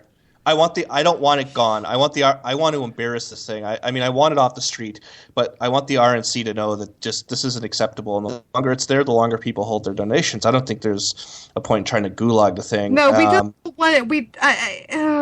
I hate that because, I worked campaigns. I know what the pain is when you sit there and you withhold donations. I think that maybe we need to, do a quasi-cross between the liberals and Anonymous and just sit there and keep Twitter gulagging the damn thing until the RNC gets the point. You can run with that. I think Anonymous are a bunch of cowards. So No, I'm just saying, Anonymous will sit there and admit that they've done something. So what I'm saying is that if you're going to go and try to get the people to do it, you need to tell the RNC, hey, by the way, your own people are doing this to you. Just stop. But see, I think they know that. I saw enough bloggers, around for a week, enough people. I think they have the message. And the feeling I get is you saw kind of last week it ramped up. It was like, oh, dude, nut puns, and we're gonna make a squirrel pun about Benghazi, and that was the one where I think everyone went, "What the hell are you guys doing?" And this is kind of like similar to when we tried to fundraise off something like that. It's like you have a bunch of people who are trying to take this thing seriously and trying to get to the bottom of what happened and doing, just the smallest of people. And I don't mean small people. I just mean people who aren't activists. They're mothers. They're working families. They're working fathers. They're veterans. And the only way that they know how to communicate their message is through social media, so through Twitter. And so when they see something like this, it kind of demoralizes them. It might be a working tactic to gulag, but it doesn't make it go away. This thing is still out on the street. I think you just, if the RNC is seriously worried about expenses, because that seems to be what this is about. Hey, we're going to recycle a costume. That was her official statement. She said, well, we just believe in recycling. Well, that's good. You believe in recycling something from an election that you got your ass kicked in. They need to be told about how bad they lost. I think if enough people do this, then I think stuff like this goes away. way, and I make that point in my piece. I say, you know what? Reddit is free. They can talk about expenses all they want. So this squirrel costume costed $600 of donor money back in 2008. With interest, I don't know. It's with Obama's economy, it's probably $20 now. And so they look at it as we're saving money. Hey, it's great. We're reusing things that we can save money on. Well, nobody wants you to save money. We want you to fucking spend money and kick the crap out of these people. That's what I bring in the football analogy. It's like we don't want the owner of the Cleveland Browns saying we're gonna spend wisely. We don't want you spending wisely. And the best outreach these people can do, it doesn't require money. You have like Reddit, free to create account, Twitter, free to create account, Facebook, free to create an account, Pinterest, free to create an account, Snapchat, free to create an account. There are 100 social media apps. GOP, there's an app called Circle where you can find out people around you what are interested in talking about. And I think what's frustrating about this is the Ready for Hillary PAC. And anybody who doesn't think that Hillary's running, her bus has the PAC on the side of it, and she's not related to this PAC. It's just she uses the term "Ready for Hillary," and the "Ready for Hillary" PAC has nothing to do with her. It's kind of this coy game that's going on where people are going to work for it. Messina's going to work for it, and Axelrod's advising on it. Most importantly, Obama's digital team is working for Ready for Hillary. Those that are left over and aren't going into private sector firms have transferred to Ready for Hillary. They are taking the same strategy that Obama's digital team used and transferring it to Hillary Clinton. Okay, now, and anybody who needs to familiarize yourselves with this, read The Cave. It's online. It's a whole digital strategy about how Obama targeted voters. It kind of goes down. It's basically The Cave was what kicked the crap out of Romney's Orca, for anyone asking. Just has John Ackdahl about that. Good Lord, yeah, no, that was John, a cluster. Yeah, I mean, I wouldn't talk to that guy about anything else because, wow, Hitler enthusiast and everything. But yeah, definitely talking about Orca. And that's the whole thing. That same digital team has now transferred to Ready for Hillary. And I know the RNC says they're making ground and, we're going to kind of copy this and do some of this. And then the first thing that they do to kind of test, to roll out, is a fucking squirrel costume. And you're kind of like, where is this? Where is this cutting edge team? I would say that the best thing about it is their design is getting better. They use some better fonts and the design is getting better, and hey, super great. But this is something that makes the audience that they need to be getting, which is a disenfranchised youth, to turn to vote for whoever's probably going to be your nominee in 2016, because that's what's going to spin the election, at least in my view, from what I see. For someone who, what I spend my life doing and what I do for a living, and, just the amount of time I spend just my head buried in timelines and narratives. This is just a bad idea. Like I said, the thing needs to be either caught, trapped, euthanized. I'd like to say released into the wild, but I don't want that associated with my blog. I look at this and go, there were so many more things I wanted to write about. I think that's what it was, is I was like, I'm just going to have to grab a bottle, lock myself in a dark place, and write 1,500 words about a fucking guy in a squirrel costume, when there's so many other things that are going on. And I think that that's the heart of all of this. It's like there is just a guy in a squirrel costume is not going to flip Florida. It's not going to flip Ohio. It's not going to flip Colorado, Wisconsin, West Virginia, Pennsylvania, and Iowa. It's pointless. And if that's not what your goal is, then just get out of the way. Just stay home and hand the president 2016 to whoever it's going to be. And like you said, Elizabeth, whether it's Hillary, it's Deval Patrick, Martin O'Malley, Hillary Clinton, whoever it's going to be, just stay home, because this is not what we want. And this isn't going to be 2008. There are more of us out there, and we are pissed off. Well, and the thing that I still can't figure out is we've got this situation where it's messaging. It's 2014, and you're already running against Hillary. Yeah, and as you said, we don't even know if Hillary's going to be the nominee.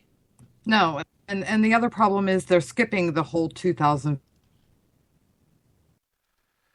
Yeah, I mean, it just it doesn't make sense. It doesn't make sense at all with what's going on, and it's a bizarre situation that isn't working, and I don't know why they're deciding to do this. I have no idea why they're deciding to do this. It doesn't make sense.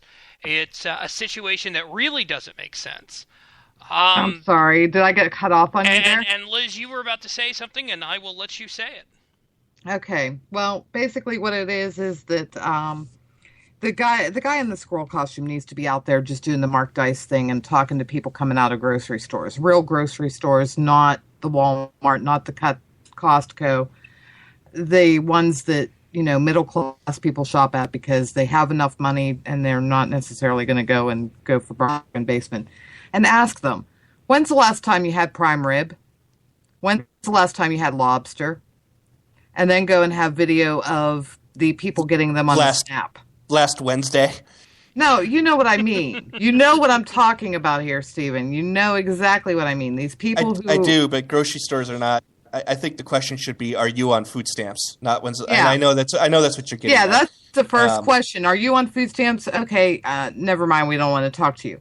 And if they're not and they're actually paying cash, then you need to ask them, okay, what are you doing? And the other thing is, did you realize that the person who was in front of you, who just like go and watch them going through the thing and see that they had somebody with food stamps ahead of them, and say, did you realize that the person who used that card could go and use that card at the strip bar down the street in the states where that's allowed?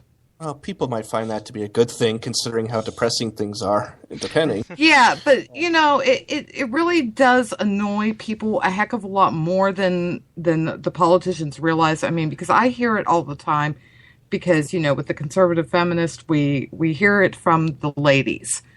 And this is something that is huge. And you're talking about Republicans not being able to speak to ladies. I'll tell you what. You sit there and you start saying that you have a meaningful plan, which it isn't really that difficult, to prevent that kind of waste, then they are going to be going in droves. Forget about whether or not you're going to go and give them their birth control or anything else. Yeah, you know, they're going to be pissed off at the concept that these people are on the door. People to get all of these luxuries that they can't afford. Yeah, it's just... I hear it all the time, and they're like, what can you do about it? And I said, well, short of going and conning a lot of politicians on the floor, we have to have a majority to do it, to sit there and say, you know what? Screw you all. Snap goes to WIC. That's it. You get what's on the WIC list, and you're done. And I don't see what the problem is with that, because the whole point is, and even Michelle Obama says it, you're supposed to be using Snap to eat better. Well, if that was really the freaking case, then where the hell is the First Lady yelling at Congress to go and say, well, they shouldn't be able to buy potato chips and soda and all of that stuff except for a small portion of their monthly thing because, you know, they should be allowed to have a kid's birthday party with a cake and all of that. Yeah, we'll have sympathy on them for that because we all do that and we wouldn't want to deprive the children. They should have their treats, but not all the time. And these cards definitely should not be able to buy anything but food. Okay. Sorry. I have nothing. This is, by the way, Saturday Night Cigar Lounge here on Vigilant Liberty Radio. I'm your host, Taylor Millard. Liz Harrison from the Conservative Feminist Show and Right War is here as well. And my guest is Stephen Miller. Stephen Miller, otherwise known as at Red Steez. We are going to take a really quick break, and when we come back, we will discuss Iraq. So we're going to do that. We'll be back in just a minute. This is Saturday Night Cigar Lounge here on Vigilant Liberty Radio. Back after this. This is the Pint-Sized Pundit, and I am here to tell you that anything Taylor says on Saturday Night Cigar Lounge is his opinion and his opinion only. He does not speak for his employer, his employer's employer, or anyone else.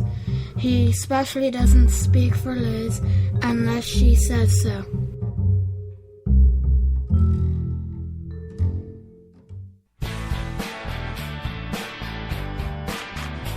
This is Guy Benson from townhall.com and Fox News, and you're listening to Vigilant Liberty Radio.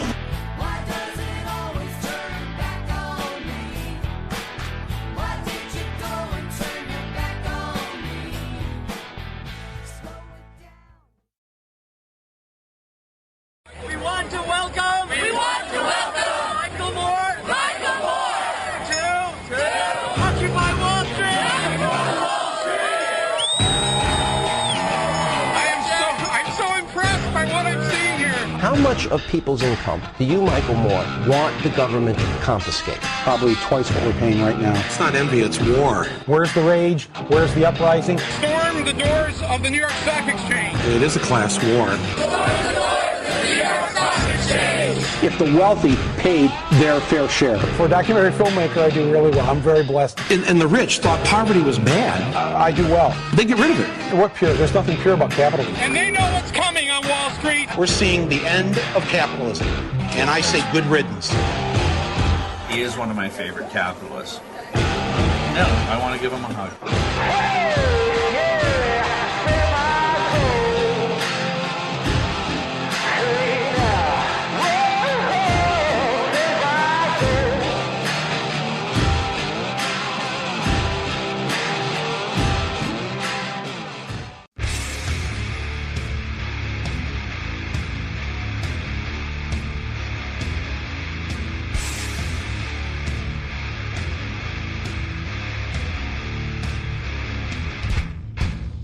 This is Chuck Dixon, the co-creator of Bane, and you're listening to Vigilant Liberty Radio. Back here on Saturday Night Cigar Lounge here on Vigilant Liberty Radio. I'm your host, Taylor. Liz Harrison is here. Stephen Miller, otherwise known as Red Steez, is here as well. Thanks, guys. I really appreciate it. Let's talk Iraq, because all three of us have opinions on this. Stephen, one of the comments that you made in a piece on Ricochet was, you said that it was the albatross around the donkey's neck. Why do you say that? I'd say it's a little bit bigger than an albatross, but the title only allowed me. So I would say this is a giant freaking drowning anchor around the Democrat Party. And I alluded to this earlier. The Democrats, whether they like it or not, are going to own Iraq going into 2016. And I'm not someone who plays 2016 theater. I kind of sit back and I like to, watch the jockeying, and I like to see what happens. And, I enjoy watching Scott Walker slap the crap out of Politics Magazine and the New Republic. Nice? It is. It's awesome. But, I kind of sit back and watch the game unfold in itself. That's kind of how I look at it. But the thing that I think is going to be undeniable coming into 2016 is Iraq's going to be completely foobarred. There's not going to be a solution to Iraq that is going to solve itself in the next 2 to 3 years. That needs to be stated unequivocally. It isn't like this is all going to come together like Obama hopes it can, where everybody just lays down their guns and, like I said, stops kicking around human heads, and, the Iraqi army is suddenly going to stand up to ISIS just plowing their way across the desert. It's not going to happen. Iraq is going to be screwed in 3 years. The problem Democrats are going to have is anybody that they can pin this on isn't going to be making policy, and they're going to be out of public service. So going into 2016, George Bush, he's not running. Dick Cheney, he's not running. Donald Rumsfeld, he's not running. The only person you could make an argument that could be in that mix is Condoleezza Rice. And she wants to be NFL commissioner. yeah, exactly. Well, that'll never happen because racism. And so that's the only thing that she's the only one that could be a target, and she should be. And if it comes to that, it should be a legitimate questions. But guess what? Guess who the top 3 big Democrat candidates going into 2016 are? Hillary Clinton, who voted for the Iraq War, Joe Biden, who voted for the Iraq War, and possibly John Kerry. He's obviously a long shot, but there are whispers of this. Who voted for the Iraq War before he voted against it. So Iraq is going to be owned by the Democrat Party, and I wish I saw more enthusiasm over this. And I know that can be taken as kind of sociopathic in a way, like, this is gonna be awesome. But we need to start thinking that way. Iraq is a mess, and you know what? The decisions made 10 years ago aren't going to affect what happens in 2016. The media can pin all of this on Dick Cheney, and that was kind of the responses. Dick Cheney pulled one of his classic troll acts. You talk about trolling. That's what he did. And the media turned and say, well, if you don't get to tell us how to fix this, if you were involved in breaking it, okay, I'm all for that. And if that's the argument that they want to make, let them make that, because nobody attached to the 2016 GOP field yet is associated with any legislative policy having to do with the mess in Iraq. Now, that doesn't you obviously have Marco Rubio's in Congress, you have Paul Ryan's there, Rand Paul's there, and a couple others that might jump in there who might have to vote on some bills, yes or no. But as far as like the Iraq, if the media wants to discredit, just totally write off anybody that was associated with any failure in Iraq, okay, I think we should let them do that, because the only people that's going to affect as far as going into 2016 are Clinton, Biden, and Kerry. And I think this is kind of some reassurances that, like I said, people on social media, when I talk about, working people like working fathers, stay-at-home moms, people who are just looking for just any way to express their rage at what is happening, I think there needs to be a little bit more enthusiasm over this, in the sense of, listen, I know it pisses you off that every time an argument's made that, we should have been in Iraq and we screwed up. I'm not an Iraq war apologist. I know that's probably going to, make the libertarians out there kind of, I'm not an Iraq war apologist. Saddam Hussein was a very bad guy. I don't care that he's gone. I'm glad he's gone. That's not somebody who needs to be in charge of a country. We can argue about a power vacuum all we want, but the simple fact of a guy who had his soldiers break into houses and steal women out of them and rape them in the street and then shoot them in the head, I don't think that guy should be in power. That's just me. Or a guy who gassed 250,000 Kurds. That's just me. We can argue about the execution of removing him. That's a debate we can all go on until the sun comes up, and I would be happy to argue it. Long story short, they're going to own the Iraq war. And Elizabeth, you kind of talked about the dark horse. That's what's going to happen. When you throw in the names of those who are not going to be a part of Hillary's coronation, the Martin O'Malley, the Devil Patrick, the Howard Dean is one that's out there that is kind of an interesting one. Oh gosh, I would love him to scream all over again. Oh yeah. But Howard Dean's not going anywhere. But the idea that he's going to do it is an interesting thing that he's going to. And of course, last and not least, is Elizabeth Warren. None of those have that Iraqi albatross around their neck, and all of them can pull an Obama. Remember, one of my favorite things about Obama during the 2008 election was he had this quote, "I was against the Iraq war from the beginning." Not a single person in the press asked him, "Oh, are you in a position to vote on it?" No. Okay, then great. You have an opinion, dude. Congratulations. Which should have been the response. It wasn't. But that's what you're going to see. So what you have with the Obama is leaving his party a giant mess with Iraq. And obviously, that doesn't even need to be stated. What you saw last week was you had Obama going golfing, and even the capture of the guy in Libya, Abdallah or whatever, that was really hoping to take the focus off Iraq, and it didn't. I think that should be praised for what it is. I do question the politics of it, but you know what? It's politics. If that guy was involved in Benghazi, it's good that we got him. Just let that go. And then you had Obama going to a maker's fair talking to robotic giraffes. At the same time, you had Joe Biden watching soccer and Hillary Clinton talking to giant squirrels. Well, to be fair, regarding Joe Biden, he was watching soccer because the Brazilian president called him seductive, and they thought that would be able to smooth over relationships between Brazil and the U.S. Yeah, I think Joe Biden probably had no idea what the hell he was watching. I think Joe Biden probably thought he was at the UN. I mean, in all honesty, he was sitting there like, when am I going to get to go speak? But that's so none of these. Or he was asking for a vuvuzela.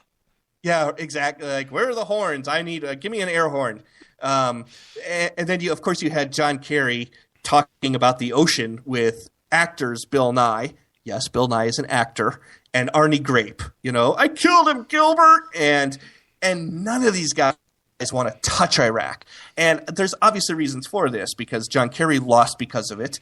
Obama ran on, and he basically 2012. I ended the war in Iraq, and they don't want to leave their party with this mess. But the problem is it absolutely is the final self implosion of everything that is Obama's foreign policy. He doesn't have a foreign policy victory left. This was it. This was the biggest thing he could point to and go, I ended the war in Iraq. The last speech Barack Obama gave from the Oval Office. Think about the Oval Office. I'm going to kind of swerve off here. Think about the Oval Office and everything that you've seen happen there. You had Reagan announce when the Challenger exploded. This is my first memory of it.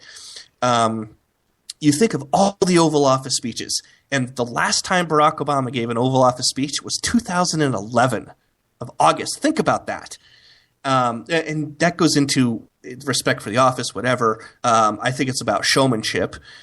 But this was his last big victory. He gave the speech from the Oval Office, and it's gone. It's gone. There is no winning Iraq anymore. And this is where you get into why we're talking about talking to giraffes and NFL football logos, because these guys do not want their fingerprints on it. They have figured out that they have the media in their corner, that they're content to blame this on Bush.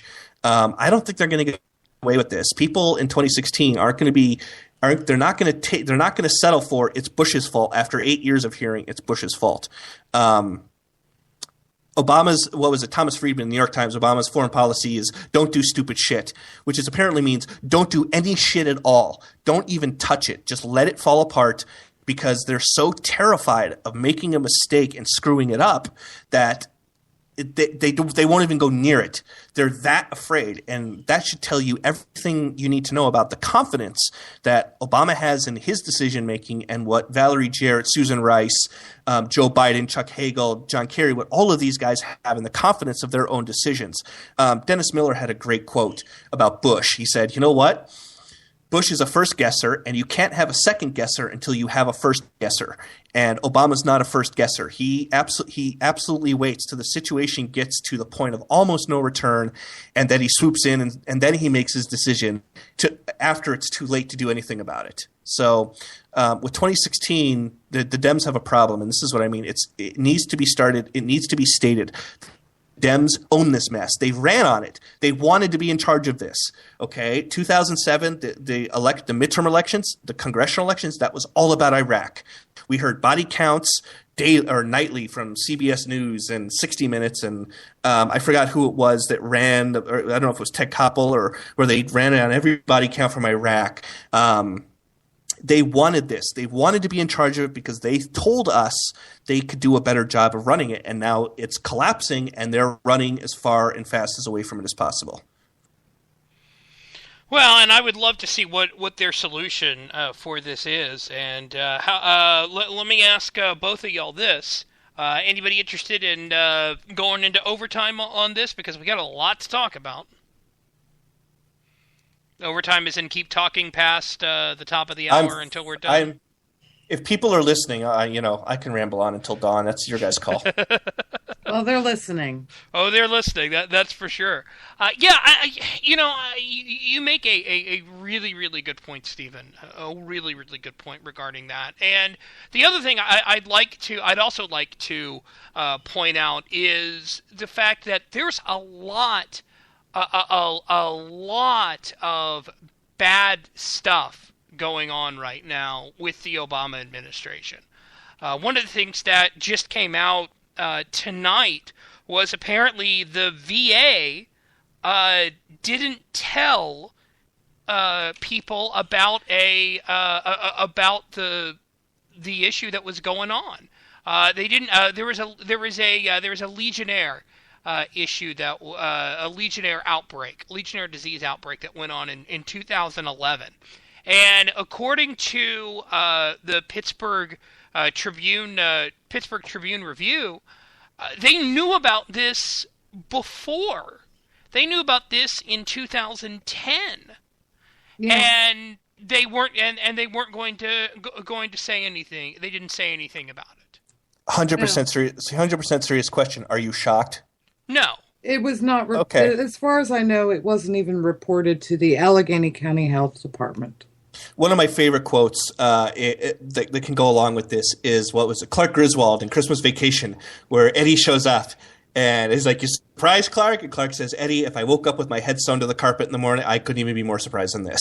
And that's kind of like what this is. It's like, I mean, Taylor, when you said, we just found out tonight that the VA said that something it wasn't, it's like right there, stop. Just stop it right there. Because of course it isn't. And of course Obama didn't know anything about it. And this is what I mean. This is a president who is content to just sit it out. The American presidency is what happens when Barack Obama isn't playing golf. Well, now, basically with the VA in Pittsburgh, this is old news. It's my backyard. The fact that it didn't make it to the Beltway, I'd love to ask Tim Murphy why. And that's an issue. And he really does need to answer to that. And yes, he is a Republican. He is a physician. He knows better.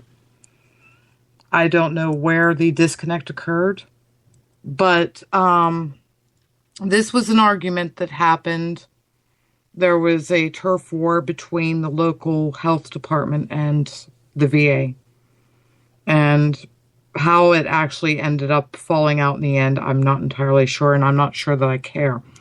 Because the bottom line remains that we all know about all of this sort of issue around here, primarily because we have seen the federal government earmark money to repair various portions of these buildings that are involved in Legionnaire's disease is partially classified as an issue like sick air syndrome in buildings. As in, if your building is in bad shape, you're more likely to have the disease spread.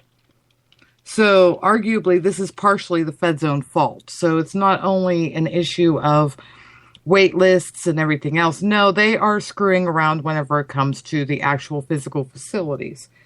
And I'll tell you right now, when I used to work on the ambulance, and when I used to work for the Center for Emergency Medicine as a CPR instructor, I refused to set foot in the VA hospital. And I was able to get away with that because every time I would go in for a blood test, my white count was always low. I have a compromised immune system. I have for most of my life. And my argument was that facility above any other was in horrible condition and it would put me in severe danger of getting ill. So I never had to work there. And it's a sad statement, but I knew that was what was going on for years. We always had issues. My father and my grandfather had been involved in the American Legion. Some of the first political work that I ever did was going and talking to Senator Specter's office to go and help veterans navigate the VA system. So this is not new. This goes way back. And when I wrote on this at United Liberty, I told about a World War II veteran who had been denied his medal and medical service from the VA because he was a POW. He jumped out of the plane over Germany and broke his hip before he hit the ground. There was a problem with the chute. So basically, he didn't have proof because he was never hospitalized. The Germans moved him from barn to barn as a POW. So when he got back home, the government said, well, we don't know that you were actually injured in battle.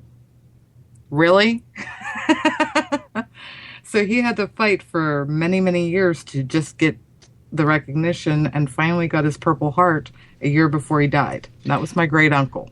And before we even continue on that line of thought, we are going to go ahead and take our top of the hour break. This is Saturday Night Cigar Lounge here on Vigilant Liberty Radio. I'm your host, Taylor Millard. You can find me at EYE Desert Blog. That's at EYE Desert Blog. Liz Harrison is here too. You can find her at Goldwater Gal. That's at Goldwater Gal. And Stephen Miller, otherwise known as Red Steez, you can find him online too. So this is Saturday Night Cigar Lounge. We will be back right after this, and we will continue our discussion about Iraq. Thanks for listening. We'll be back after the top of the hour. Hi, I'm Dustin Hoyt with America Our Way, and you can hear me right here on Vigilant Liberty Radio at 10/9 Central on Thursday nights. We bring you the best in political commentary from the right-wing, conservative, libertarian perspectives coming together and bringing the best content on the internet. Be sure to tune in every week for your favorite shows. Follow us on Facebook and Twitter.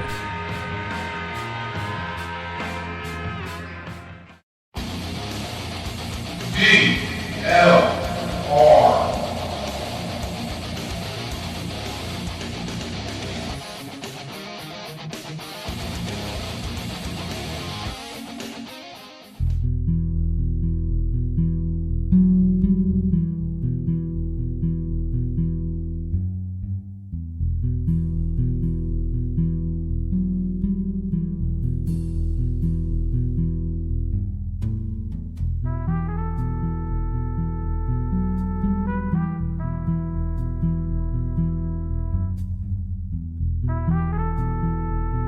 Welcome to the Saturday Night Cigar Lounge.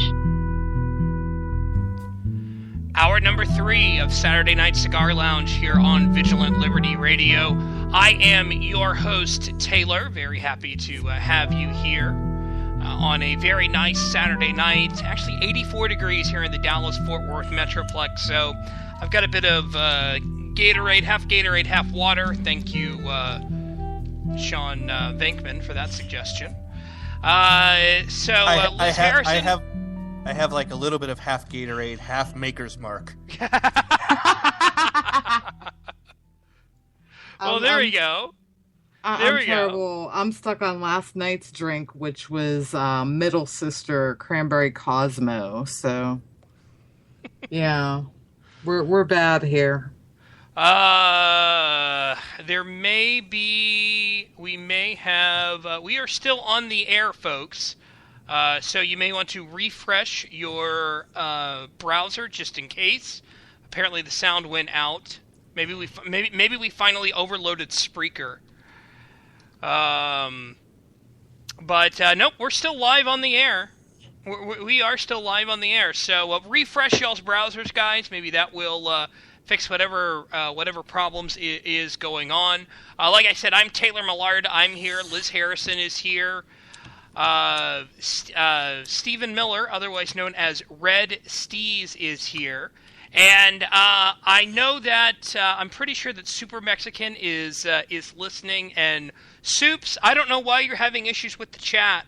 I'm sorry that you're having issues with the chat. Try Flash. Java sucks. That could be the other issue. Try Flash instead of Java.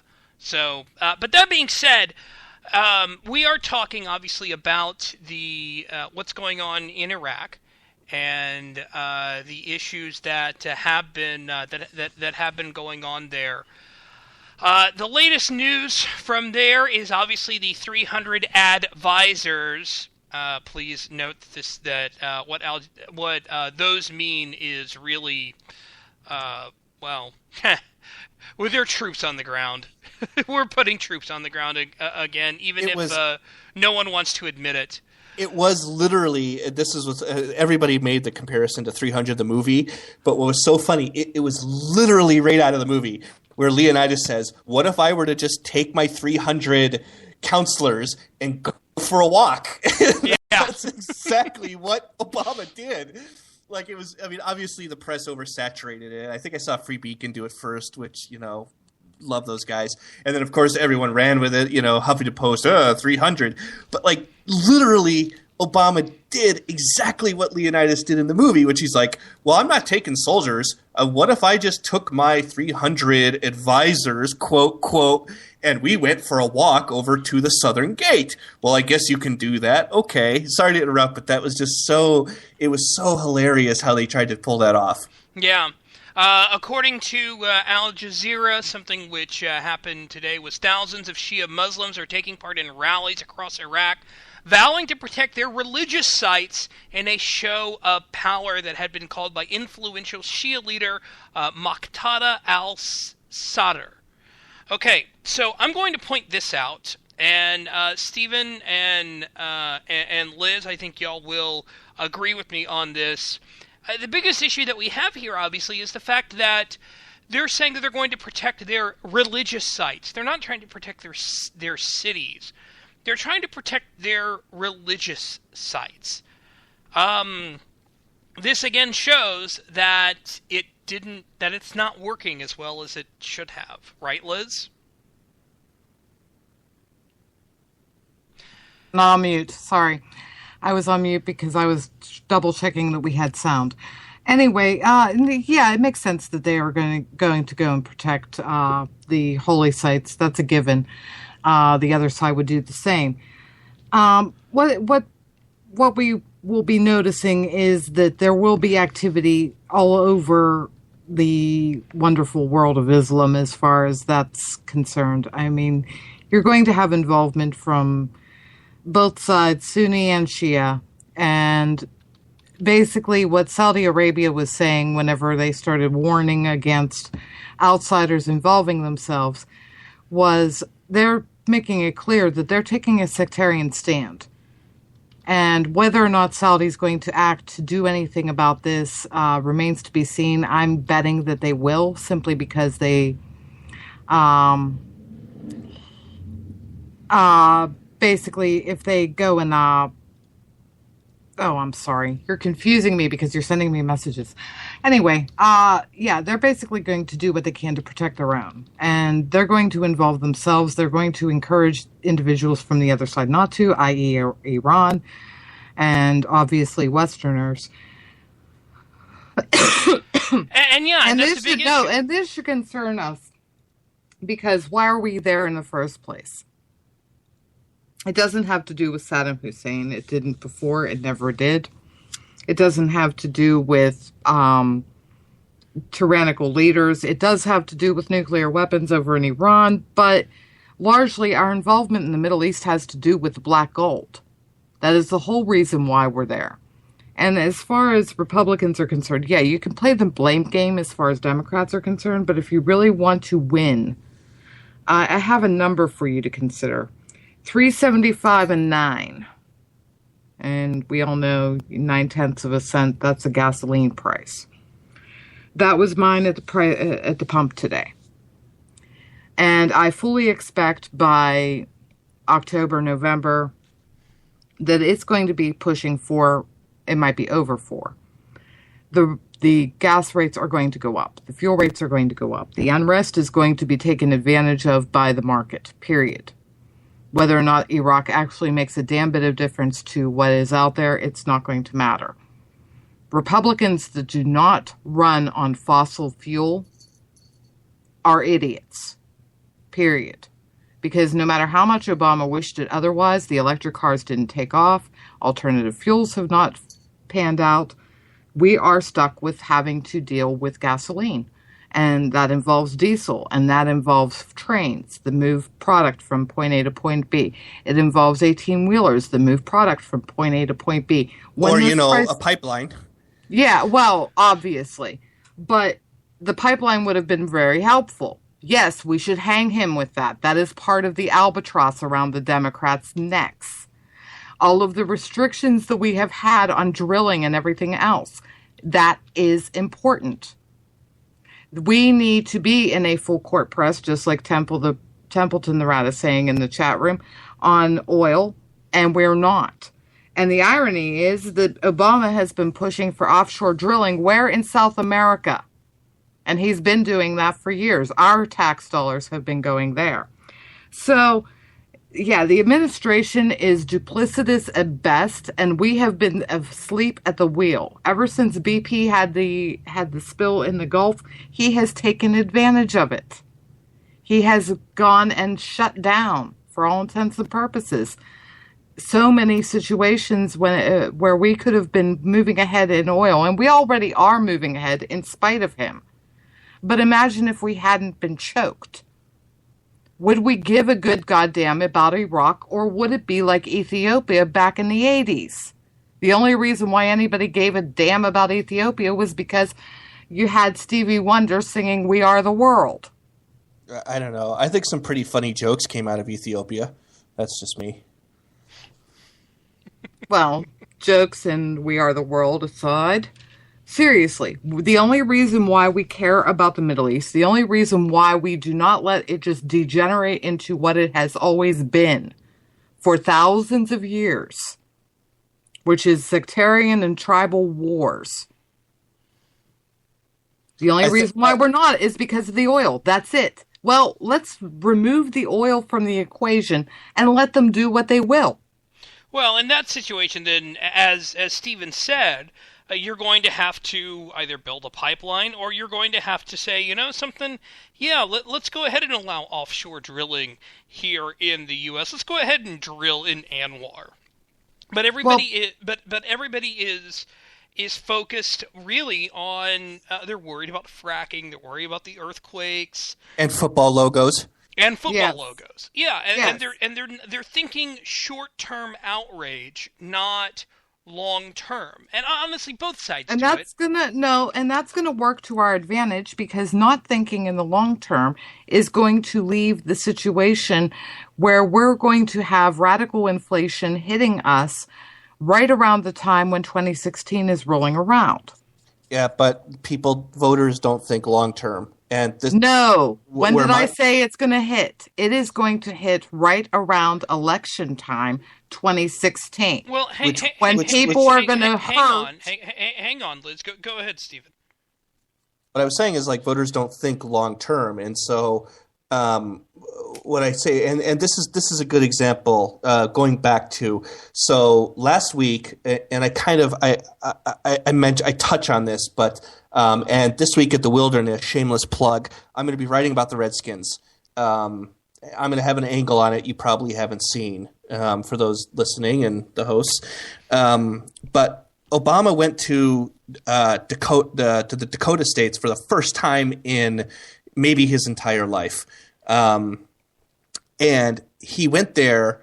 He went to a place in the country where unemployment is hovering around 2.6%. If someone on Twitter or either of you two want to actually give me the actual unemployment rate in North Dakota, I'll owe you a Coke. But it's somewhere around 3.2, 2.8. It's in that range. And he goes to this part of the country that is just energy rich. It's like next to Texas. It's like the most booming part of the United States. Okay, it is the most successful, unrioting free part of the country where people just, they get up and they go to work, and it's the salt of the earth. And it's kind of like with the people I was talking about. Like, it's like the people who go to their job and they come home and they're forced to put their cat on Twitter as their AV because they're afraid of IRS repercussions. Okay, this is that part of the country I'm talking about. And he goes to the most economically viable, booming part of the country, to where energy and what you said, Elizabeth, like fossil fuels and fracking and this natural gas, it's unloading, it's hitting the sky. And what does he do? He goes to apologize to Indians. And he goes to the Dakota tribe.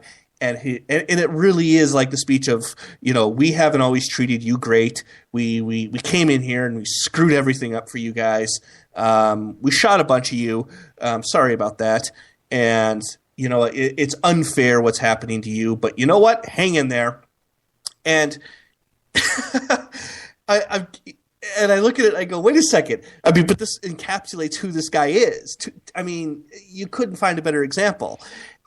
He goes, instead of going where he lives in an economy where there's like a 13% real unemployment and the lowest workforce in 40 years, the guy makes Jimmy Carter, look like Lee Iacocca. It's insane how bad things are right now. And the best part, when it comes to the Dakotas, North Dakota, their unemployment rate is 2.8% because of shale oil. Yeah, there you go. So I was right. Thank you. I usually am. It's fun to be right. It's so fun. And what does he do? Instead of going to the Dakotas and learning about why the hell there's 2.8% unemployment, like, wow, this is incredible. How are you guys employing so many people? I am a president where almost every president's legacy is dependent upon what the economy is while they're in office. Look at George W. Bush. George W. Bush hovered around 5.8, 5.6 to 6% unemployment, except for the last year and a half in office. And that's what we remember it for, is the financial collapse. And here you have a president who doesn't care. He doesn't care about 2.8% unemployment. He goes and he accepts blankets and beads on an Indian reservation. And you know what? That's fine. I think there's room for social justice, and that's great. But that to me encapsulates who this guy is. He ignores the energy market, and he ignores the progress that's being made in this part of the country to go and air grievances. And it's one of my favorite terms on Twitter. I say grievance hunting, and that's all it is. He goes to the one part of the state where people have a grievance, instead of like the state where we could learn to drop our unemployment rate and employ hundreds of thousands of people. And that to me was just so I've kind of like given away my piece. Fine, I'm not writing about the Redskins. Screw you. I'm not going to do it now. But no, that was kind of my thing. Was he goes to like the one part of the country that is just booming, and he finds a grievance. He finds something to pick on about how bad we are, and how ashamed we are, and how evil we are, and how racist we are, and how bad we ruin things for the great Native Americans. And maybe we did. I don't know. But the point is like you guys were talking about with fossil fuels. We have a president who is not interested in advancing progress. For a progressive, he's not interested in any progress. He's interested in keeping people pissed off. And that's what that was all about. Yeah, I mean, I think it's yeah, he is worried about offending people. Is what it seems like. Is really what it seems like. So I don't think he's worried about offending people. I think he's perfectly content to offend people that disagree with him. I don't even think he recognizes the other side of the aisle. That was pretty evident in the Bo Bergdahl case, where he informed Harry Reid of the trade but would not inform the Republican Congress. He doesn't even recognize their right to even have an opinion, which is ironic, being the first African American president. But that was what you talk about with oil in Iraq. I have variations of that. I don't see that that's the only reason it is with Iraq. I don't have a solution for Iraq. I'm kind of curious about everyone's thoughts about what Gregory was saying about what Rand Paul's interview was about tomorrow, because I think there's people who are taking what Rand Paul said and twisting it and running with it, and I think there's other people who aren't quite getting it. I think he's possibly making an inarticulate argument about when he said he doesn't blame Obama for what's happening in Iraq. Of course, all the hard neocons, who I love you all. I love the neocons. Don't take this as an insult. But he basically said the problem is the Middle East. And I think, Elizabeth, you alluded to that. It's you have people who for hundreds of thousands of years are cutting their heads off.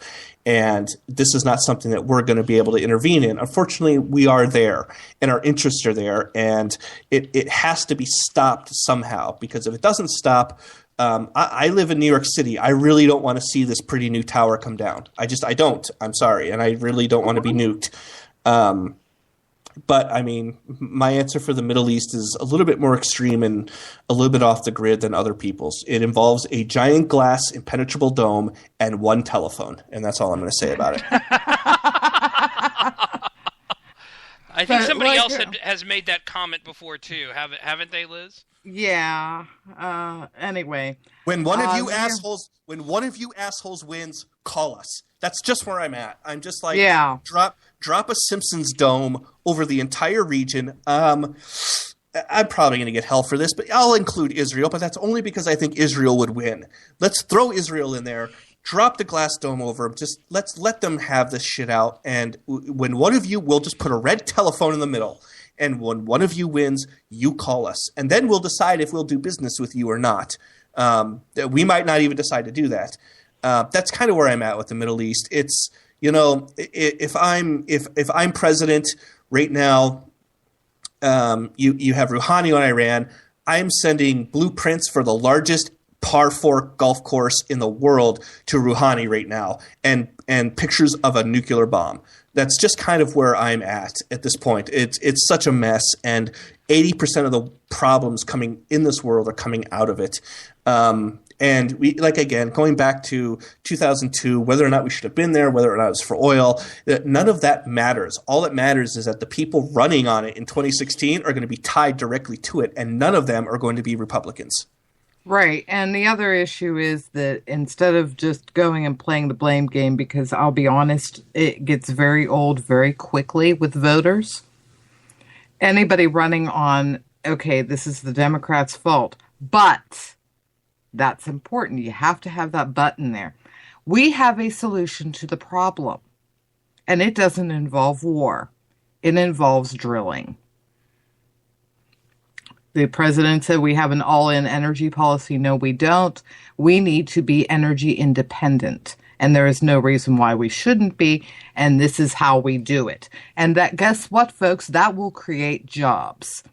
And these are the things that the people want to hear. And by the time 2016 rolls around, prices are going to be hurting, because this administration has no idea how to deal with geopolitical issues, and it's going to make a horrible mess of everything. And this administration is too busy kowtowing to environmentalists to worry about stupid things about like the price at the pump, when we haven't reached a point where there are marketable alternatives that the people are willing to buy because they're worth it.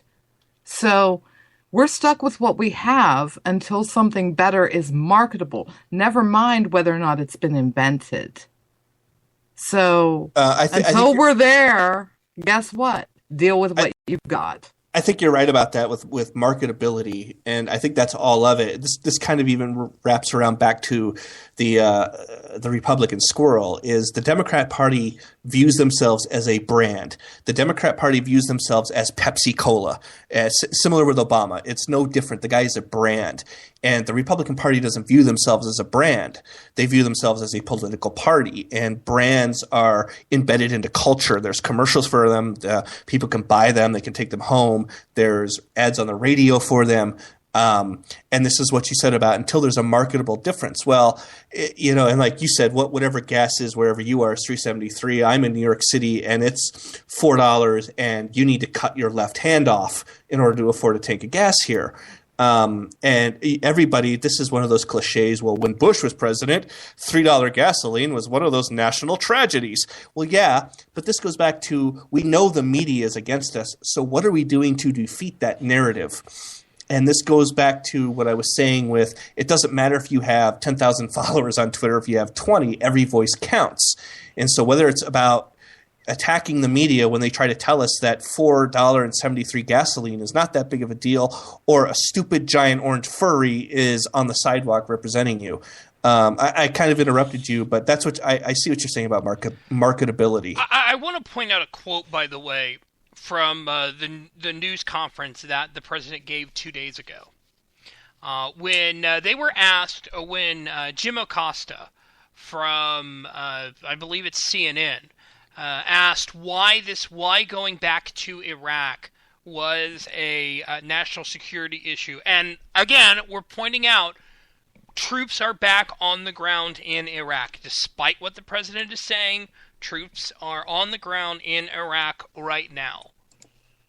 600 troops are on the ground in Iraq right now. So let's remember that. His comment was this: I think we always have to guard against mission creep. Let me repeat what I've said in the past. American combat troops are not going to be fighting in Iraq again. Well, we've already blown that out of the water. We do not have the ability to simply solve this problem by sending in tens of thousands of troops and committing all kinds of blood and treasure that have already been expended in Iraq. Ultimately, this is something that is going to have to be solved by the Iraqis. Now, here's the key quote right here. It is in our national security interests not to see an all-out civil war inside of Iraq, not just for humanitarian reasons, but because that ultimately can be destabilizing throughout the region. And in addition to having strong allies there that we are committed to protecting, obviously issues like energy and global energy markets continues to be important. Well, obviously issues like energy and global energy markets continues to be important. Shouldn't we drill off of our coasts? Shouldn't we drill in Anwar? This is what I don't understand. It's like, oh, we'll buy oil there. We don't mind, but we're not going to drill oil here. It's mind-boggling. And well, we have to please the environmentalists because the Democrats are in office. And by the way, we already discovered that sensible oil drilling, which by the way is in the best interest of the oil company because when things go wrong, they lose money. It's economics. I know it's hard for a lot of liberals to understand. But, the bad old days where oil companies would, just trounce all over everything and destroy stuff just for the hell of it because it was cheaper. That's not the case anymore. They discovered that you have to clean up when you make a mess. So, and that's more expensive, not to mention the lawsuits. So, pipeline was actually good for the environment, good for the animals because they would congregate around them, blah, blah, blah. Trains are bad when it comes to transporting oil because they can crash. So pipeline is a heck of a lot safer. We all know this. These are common sense, basic concepts that need to be part of the whole formula. But there is another issue that we have as far as this administration domestically, and that is its love affair with regulations. And I got to see that front and center. I mean, we mentioned the whole Dakotas thing, and they have the low unemployment, and it's all because of shale drilling and all of that, shale gas and shale oil. Well, we're doing about the same thing here in Pittsburgh as far as reinventing ourselves because, the steel industry tanked. We're still creating a heck of a lot more steel than just about anywhere else. It's just that, the big steel companies are all gone. We're not employing as many steel workers because they modernized the plants. They can make a hell of a lot more steel with a lot less workers. Good thing. Bad thing for the unions. The unions screwed themselves. The companies that couldn't go and upgrade to the modern types are closed, and we're putting in what? Oh, yeah, new industry. And some of that is technological. Some of it is medical. Some of it is industrial. And we do have one of those nice little places where people can go to work on their inventions, and it's a private government partnership, and they get all of the expensive toys to play with to make their prototypes. But the problem is getting to market, which, by the way, the president came here and he was praising them for their innovation. He got asked a direct question about, how to go and get to market. And he didn't have an answer because, if he would tell the truth, he would have to tell those poor inventors that, oh, by the way, I've created more regulations that will keep you from taking whatever you've invented to the market than any other presidency in, well, as long as any of you have been alive. I just got a good question. I just retweeted this from Jimmy James 38, who asked what happened to the $20 billion the government shook out of BP. Oh, that went to Dawn dish detergent to go and clean wildlife, and to various assorted coastal companies that were involved, that were subcontracted by the government to clean up, but then the rest of it disappeared. It went to Maury the wig salesman Trumpka, obviously. That's where most of it went, yeah. So that's another thing. As far as like what we do in Iraq now, I think the other link to this, of why this is so disastrous is what's happening now is, one, it was something that like just about everybody right of Obama predicted would happen if you just suddenly pull 30,000 American troops out of the Middle East all at once. Two, the problem he has is and I'm laughing because it's just like the guy can't catch a break all of a sudden. This is what he wants to have happen in Afghanistan. Now, remember, he's modeling his drawdown in Afghanistan after what he did in Iraq. This was what the whole Bergdahl deal was about. We're going to draw down the war in Afghanistan. Never mind, nobody asked the Taliban if we're drawing our war down. Like the Taliban's like, oh yeah, we're done. Yeah, we quit. You know, you guys. That's it. And this is the whole thing. Is so what is happening now in Iraq? It's kind of offering this premonition of what could happen and very well probably will happen in Afghanistan. And this is, I think, the bigger deal that Obama's facing right now is he really, really, really, really, really wants to get out of Afghanistan. And now he's sitting here looking at what's happening in Iraq, and whether or not he'll say this, he's never going to say it to us, but maybe behind closed doors with his advisors and the Joint Chiefs is, there's some guys in that room who are decorated with military medals going, yeah, no shit, asshole. This is exactly what you're doing in Afghanistan. Like, this is exactly what's going to happen. The Taliban isn't going to look at what ISIS is doing and say, that's too brutal for us. No, we're not going to do that. The Taliban is looking at ISIS and taking notes. They're looking at it and they're saying, this is holy. You mean this is all we have to do is just get some trucks, steal a Humvee or two, and just ride our way across Afghanistan? Okay. And I think that this is the other conundrum is Obama is potentially going to leave office with neither winning Iraq, neither winning Afghanistan, and possibly even making both situations worse. So, and you make a really and what was the key word you said there? Winning. And that's the issue. Is that when you look at everything that has gone on here, and I'm going to mention the Bush administration because I do think they do share some responsibility here. Because the strategy changed in the middle of the Iraqi war. We went from trying to win to whatever it was that we decided that we tried to do, and obviously it hasn't worked out as well as I think they would have preferred it to happen. And that's the issue. You don't go to war unless you want to win. You don't go to war unless you want to win. And I think the last, and to answer Jay Brin in the chat who said, a Democrat, and I'm quoting him, a Democrat shitty on war, I'm shocked. Well, sadly, the last war that we won was run by a Democrat. Although, to be fair, I'm sure Winston Churchill was dragging FDR all the way to it. But okay, now, number one, the whole Middle East thing, the first time around, as far as Afghanistan was concerned, we were dragged in by a, oversexed congressman, was it? A Democrat? I guess that could be the argument. Charlie Wilson. I don't speak ill of the dead, so I'm not going to say anything particularly nasty about him. But he pulled us into Afghanistan for the purpose of ejecting the Soviets.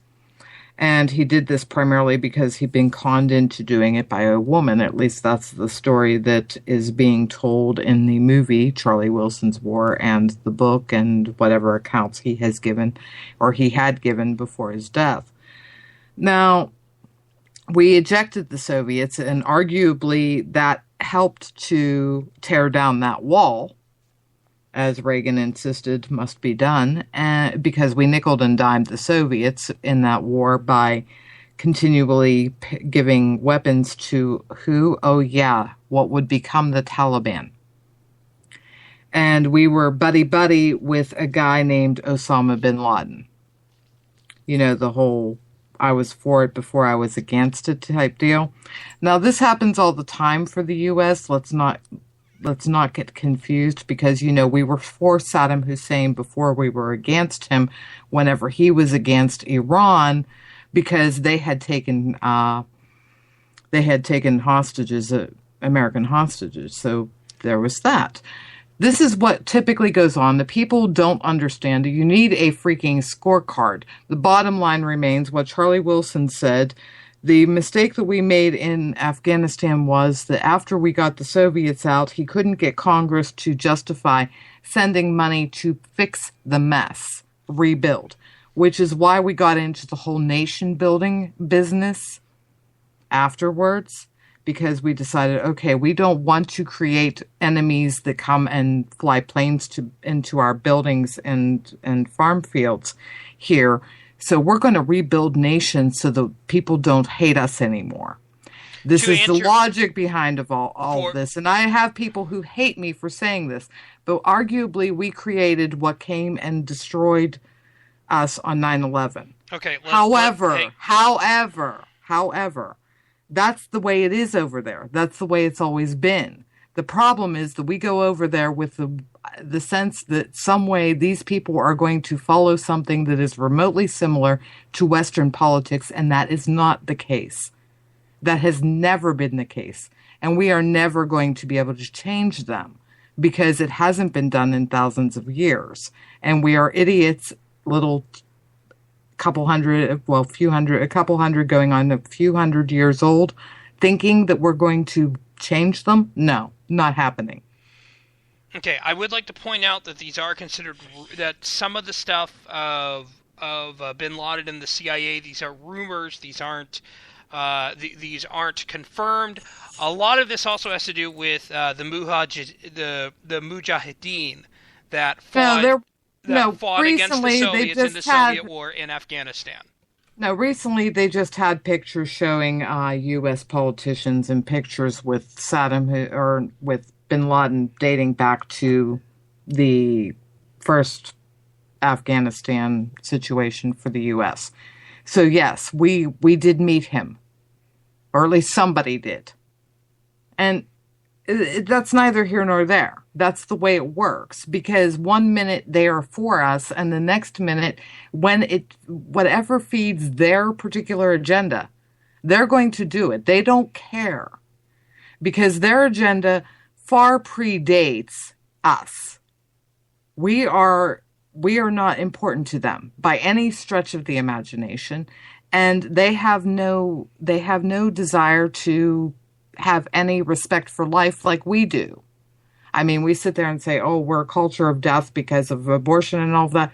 No, that's nothing in comparison to their culture of death, because their culture of death is, if you die for Allah, you are good. Gotcha. All right. Well, we're going to take a real quick break and be right back. This is Saturday Night Cigar Lounge. I'm your host, Taylor Millard. Liz Harrison is here. Stephen Miller, otherwise known as Red Steez, is here too. We'll be right back to talk solutions in Iraq. We'll be right back.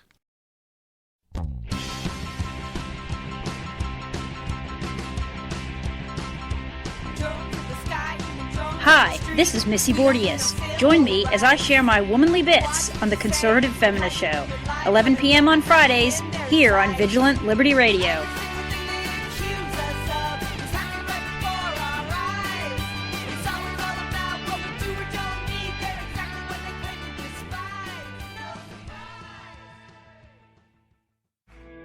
Mr. President, members of Congress, you've been making a lot of noise about taking our guns away. But you might want to review history.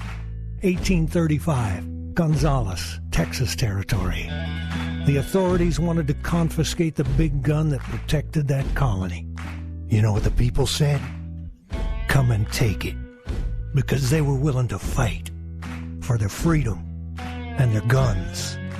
So are we. Come and take it if you want it. Come and take it if you think you can. Come and take it, but I warn you, you'll have to pry it from our cold dead hands. We want the freedom that God gave us, so you best not cross that line. If you want this gun, you gotta come through us and take it. One shot at a time. Just like Gonzales, we're keeping our guns.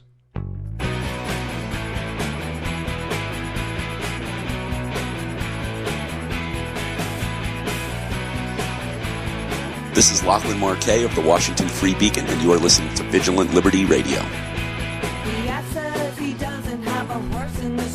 And back here on Saturday Night Cigar Lounge, here on Vigilant Liberty Radio. Thank you, the Army You Have, for doing the song Retracto. And thank you for Lachlan Marquet for giving us that liner. So, like I said, this is Saturday Night Cigar Lounge. I'm your host, Taylor Millard. Liz Harrison is here, as in Stephen Miller, otherwise known as Red Steez. Stephen, I gotta ask, you're the guest, because Liz is only just crashing the show. What do you see as the solutions in Iraq? Do we need to send, thousands more troops in to basically just, win like we should have done in the first place, or should we just go, something, y'all fight it out and we'll talk when you're done? I think there's a difference between what we could have, should have done, and where we are now. And that goes back to what I said about Obama just usually waits until we're out of options. He just literally, he just goes and he waits until we're literally out of options to do anything that would logically make sense at the point in time. And I don't understand how we have a president who can drone strike a Yemeni wedding to kill one guy and wipe out 200 wedding guests and a probably very talented karaoke singer, to kill one guy, while a group who did not exist while George W. Bush was president. This isn't another important thing, and I think RB Pundit on Twitter made this point. ISIS did not exist when George W. Bush was president. Anybody that wants to make the case that, well, this is Bush's fault. No, the people that are in Iraq now were not in Iraq in 2008. When the handoff occurred from Bush to Obama. Yeah. It just wasn't. So anybody who wants to make that excuse, you're wrong. You're flat out wrong. I'm going to reject your premise. So we have a president who's okay with drone striking a Yemeni wedding, but somehow can't drone strike a convoy of guys who have no problem beheading kids or giving them machine guns. Either option is unacceptable. The reason being what I talked about earlier, saying they don't want to touch Iraq. Obama doesn't want to do a single thing in Iraq. To basically, he doesn't want his fingerprints on it. So to say what is the solution? Well, there's 100. There are several solutions. The one could be like what Rand Paul is suggesting. There isn't a solution, and Obama's not necessarily to blame. The Middle East is to blame. Here's the problem: if we don't do anything, you're going to have a Islamist extremist state set up, and that's going to lead to, it's going to percolate and it's going to metastasize to what happened in Afghanistan, in which case to anybody who says, just let them do this, let them fight it out, eventually it's going to spill over to us. It does. It doesn't matter. We're the big kid on the playground. So that's out of the question. So what you have is a mess. What the solution is, I don't know. What I do know is that I don't want Hillary Clinton, Joe Biden, John Kerry, Elizabeth Warren, Devil Patrick, or Martin O'Malley deciding where that goes. And that's the argument that needs to be made. There's not a single GOP 2016 contender with their fingerprints on this mess. Not one. And I think that that's where this argument needs to be taken. This needs to be pinned on them. And this idea of sitting back, and it kind of goes along the lines of we kind of need to become the salon of the right. And what I mean by that is we don't need to be – but what I mean by that is Salon basically would make this exact argument. We're not to blame for what's happening in Iraq. That should be stated loud. It should be stated loud and clear that this is not our mess. Obama inherited a fairly stable Iraq from George W. Bush. And so when Donna Brazil or Katrina Vanden Heuvel or Brian Butler or whoever decides to make this case about Dick Cheney Donald Rumsfeld, George W. Bush, guess what? None of those people are making policy, and they haven't made policy for almost 6.5 years. So this is on Obama. This is on the Democrat Party, and it's going to be going into 2016. You pin this on them. Whatever decisions are made from here on out, that's Barack Obama. Now, he's going to try to pull the idea of, this isn't my fault, and that's honestly what he believes. Last week you had the President of the United States doing a Tumblr a Tumblr conference about jobs. And he sat there, and the founder of Tumblr was asking him questions, and it was about economics, and it was about student loan, and it was a complete just snow job. It was a just propaganda conference from start to finish. And one of the questions he got was, what can I do as a student coming out of college who decided on my major, but now I don't want to do that anymore. And now I'm stuck with all this debt because I decided I wanted to go into this. And Obama said, he said the one. Yeah, I think that that Stephen. Oh, sorry. Oh, are you there? Oh, Yes, I'm sorry. here. I dropped. Oh, I'm sorry. Where did you lose me? Obama said. Oh, Obama said with his humanities major, he said, I was a humanities major because I couldn't talk my way around math or science. And the crowd laughed. And I thought, wow, I mean, this is who this guy is. He's a guy who math and science was too hard for him. So he went and became a humanities major because he could talk his way out of problems. Well, guess what? Rouhani in Iran isn't interested in him talking his way out. Putin is not interested in Obama talking his way out. Maliki, who is probably not going to be in power in the next 6 months, isn't interested in Obama talking his way out. Benjamin Netanyahu isn't interested in Obama talking his way out. None of these guys are interested in Obama being like, I can just talk my way out of this problem. So when you ask me, okay, well, what's the solution? I don't have the solution. I do. It's a giant glass dome and a telephone. That's what the solution is. Okay, and you're free. Anybody on Twitter is free to argue with me on this. I'm telling you, the solution is a giant glass dome and a telephone. The end. But that's, again, this is going back to Obama waiting till the problem is at its absolute worst before deciding, oh, now I'm going to chime in. He's the most powerful guy in the world who just happens to not have an opinion on the most important events. Yeah, short of going and putting up the glass dome, I'm thinking that, the biggest thing that we should have been focusing on post 9/11 was, stupid things like actually having borders, which we still don't have. And, not allowing just anybody to wander into this country. And instead of worrying about illegal immigration, we should have been worrying about making legal immigration easier for individuals that were obviously no threat and would obviously become, meaningful parts of our society, as in decent citizens and taxpayers. So we have been off the mark the whole time. We have been so worried about dabbling in the world that we haven't managed to go and straighten out our own mess.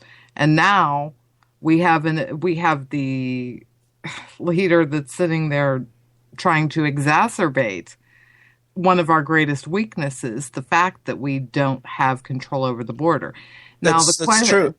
Sorry, that's true. But now you're seeing what happens when we sit the world out.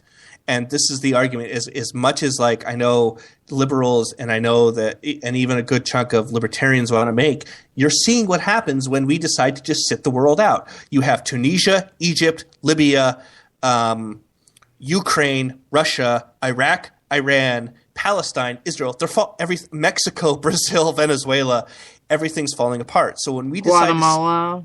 Guatemala, when we sit the world out, this is what happens. And, as the resident libertarian, I would like to point out that I'm not suggesting we sit the world out. I'm suggesting we use free markets to win.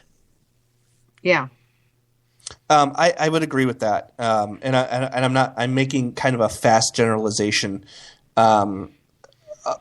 to make that point. But what this is kind of the whole, one of the things I always like to say is Barack Obama is intent on proving every bad cliche that exists about progressivism, big progressivism, to be fact. And one is, well, we can't police the world. Okay, let's not police the world. Now you're seeing what happens when we don't police the world. Now, am I suggesting that we send 30,000 troops into Iraq? No, what I'm suggesting is that we were there. It was stabilized. It's now destabilized because Barack Obama made the decision to remove those troops. George Bush didn't make that decision. Dick Cheney didn't make that decision. Donald Rumsfeld didn't make that decision, and neither did Condoleezza Rice. Well, Bush did set the Bush did set the timeline. However, and this is the important thing that folks need to remember, is that Obama could have adjusted it if he had wanted to, and he could have come up with a new status forces agreement. I mean, yes. Maliki didn't help at all because he was like, nope, we don't have the votes. But if you look at everything that went on, I think that if enough arm twisting had been done on a foreign policy side, that they could have that they could have done that. They could have gotten a new status forces arms agreement. Well, okay, I'm going to make a really radical statement here. You haven't made enough already tonight? I'd say we have far too high expectations of what should happen in Iraq or Afghanistan or anything else like that.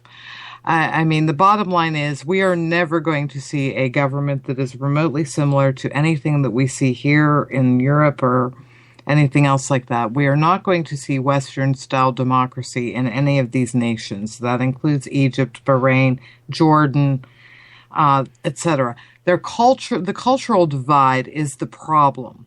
We think that they should want freedom. And the fact is that these are people that have dealt with tyrannical rule of one kind or another, sometimes by us, since, well, history has begun. I mean, they have never had a stable, anything remotely close to a stable democratic situation. So, and their culture literally does not compute with that. I mean, we see it when we see Muslims move into Europe and into the U.S., and we have these arguments about them trying to force Sharia law and try to force us to agree to letting them self-govern by their own customs. This isn't a message to us that this is not compatible. Stop trying to think that they are going to have anything remotely close to Western stability. It's not going to happen. Yes, it is sad. No, we can't stop it. Yes, there will be sectarian wars, tribal wars. Yes, there will be issues no matter what. The question is whether or not, the question is whether or not we really need to intervene. I don't think that we need to be doing that anymore. I hate to be in agreement to some extent with this administration. I don't think it matters a rat's ass when we put people in there or when we take them out. The end result is still going to be the same. We are never going to be able to inject our kind of political structure in any way, shape, or form in these nations. The best we can do is maintain some degree of stability and safety for individuals from Western nations that must do business there.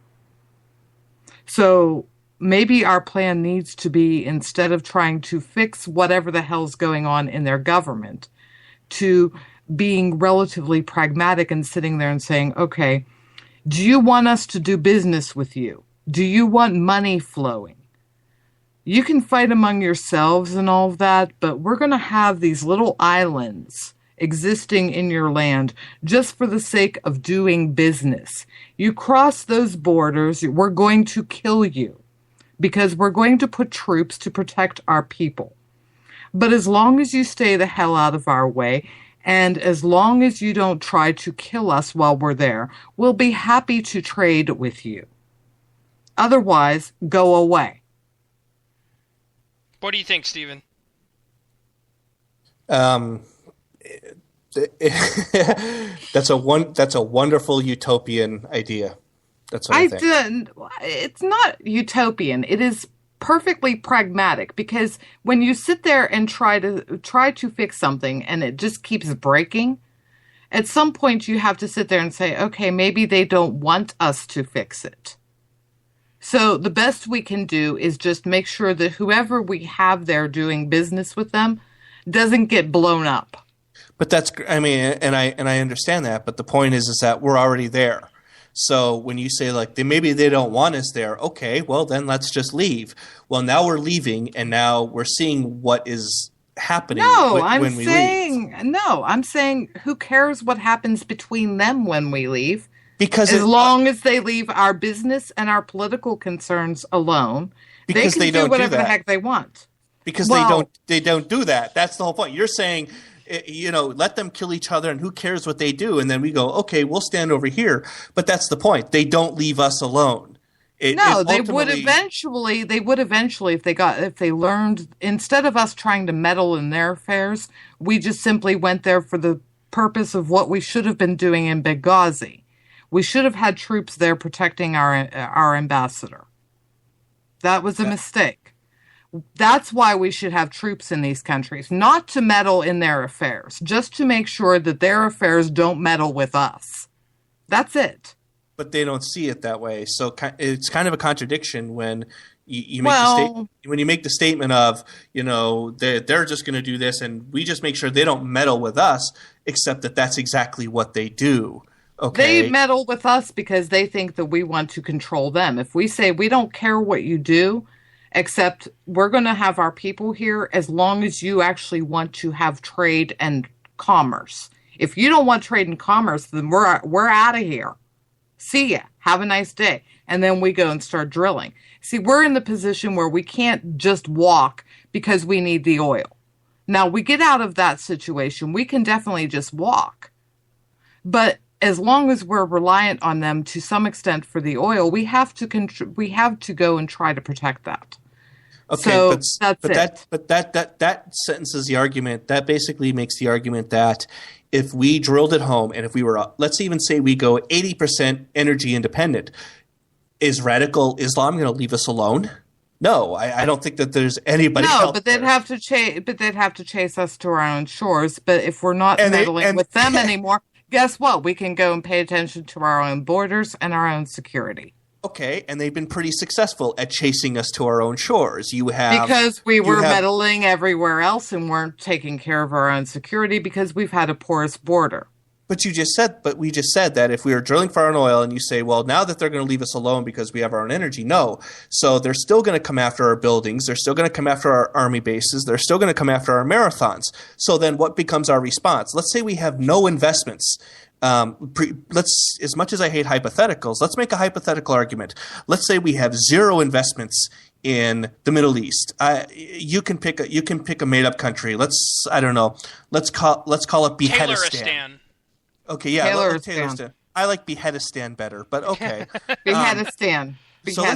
So let's say we have this mythical country of Beheadistan, and we have zero interest there. They're out there in the desert. They're dipping their finger in ink. They're repressing women.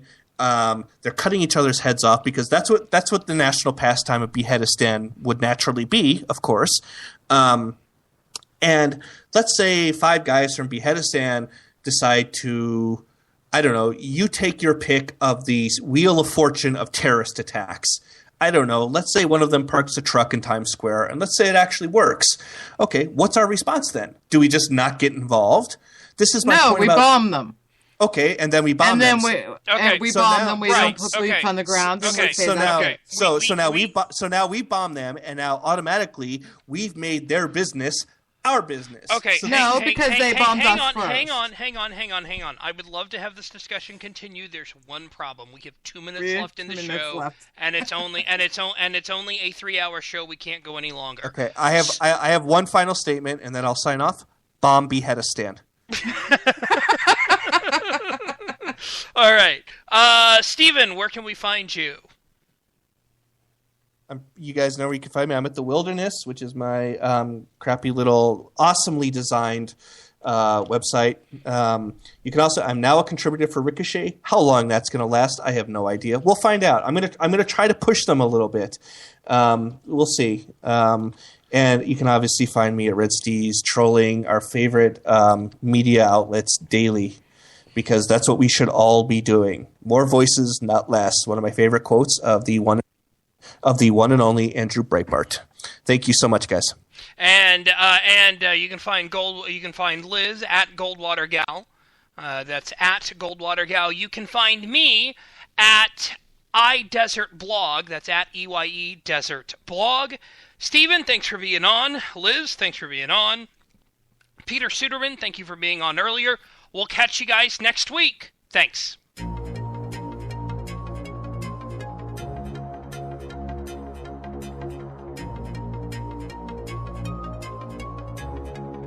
This show is copyright by VLR Media.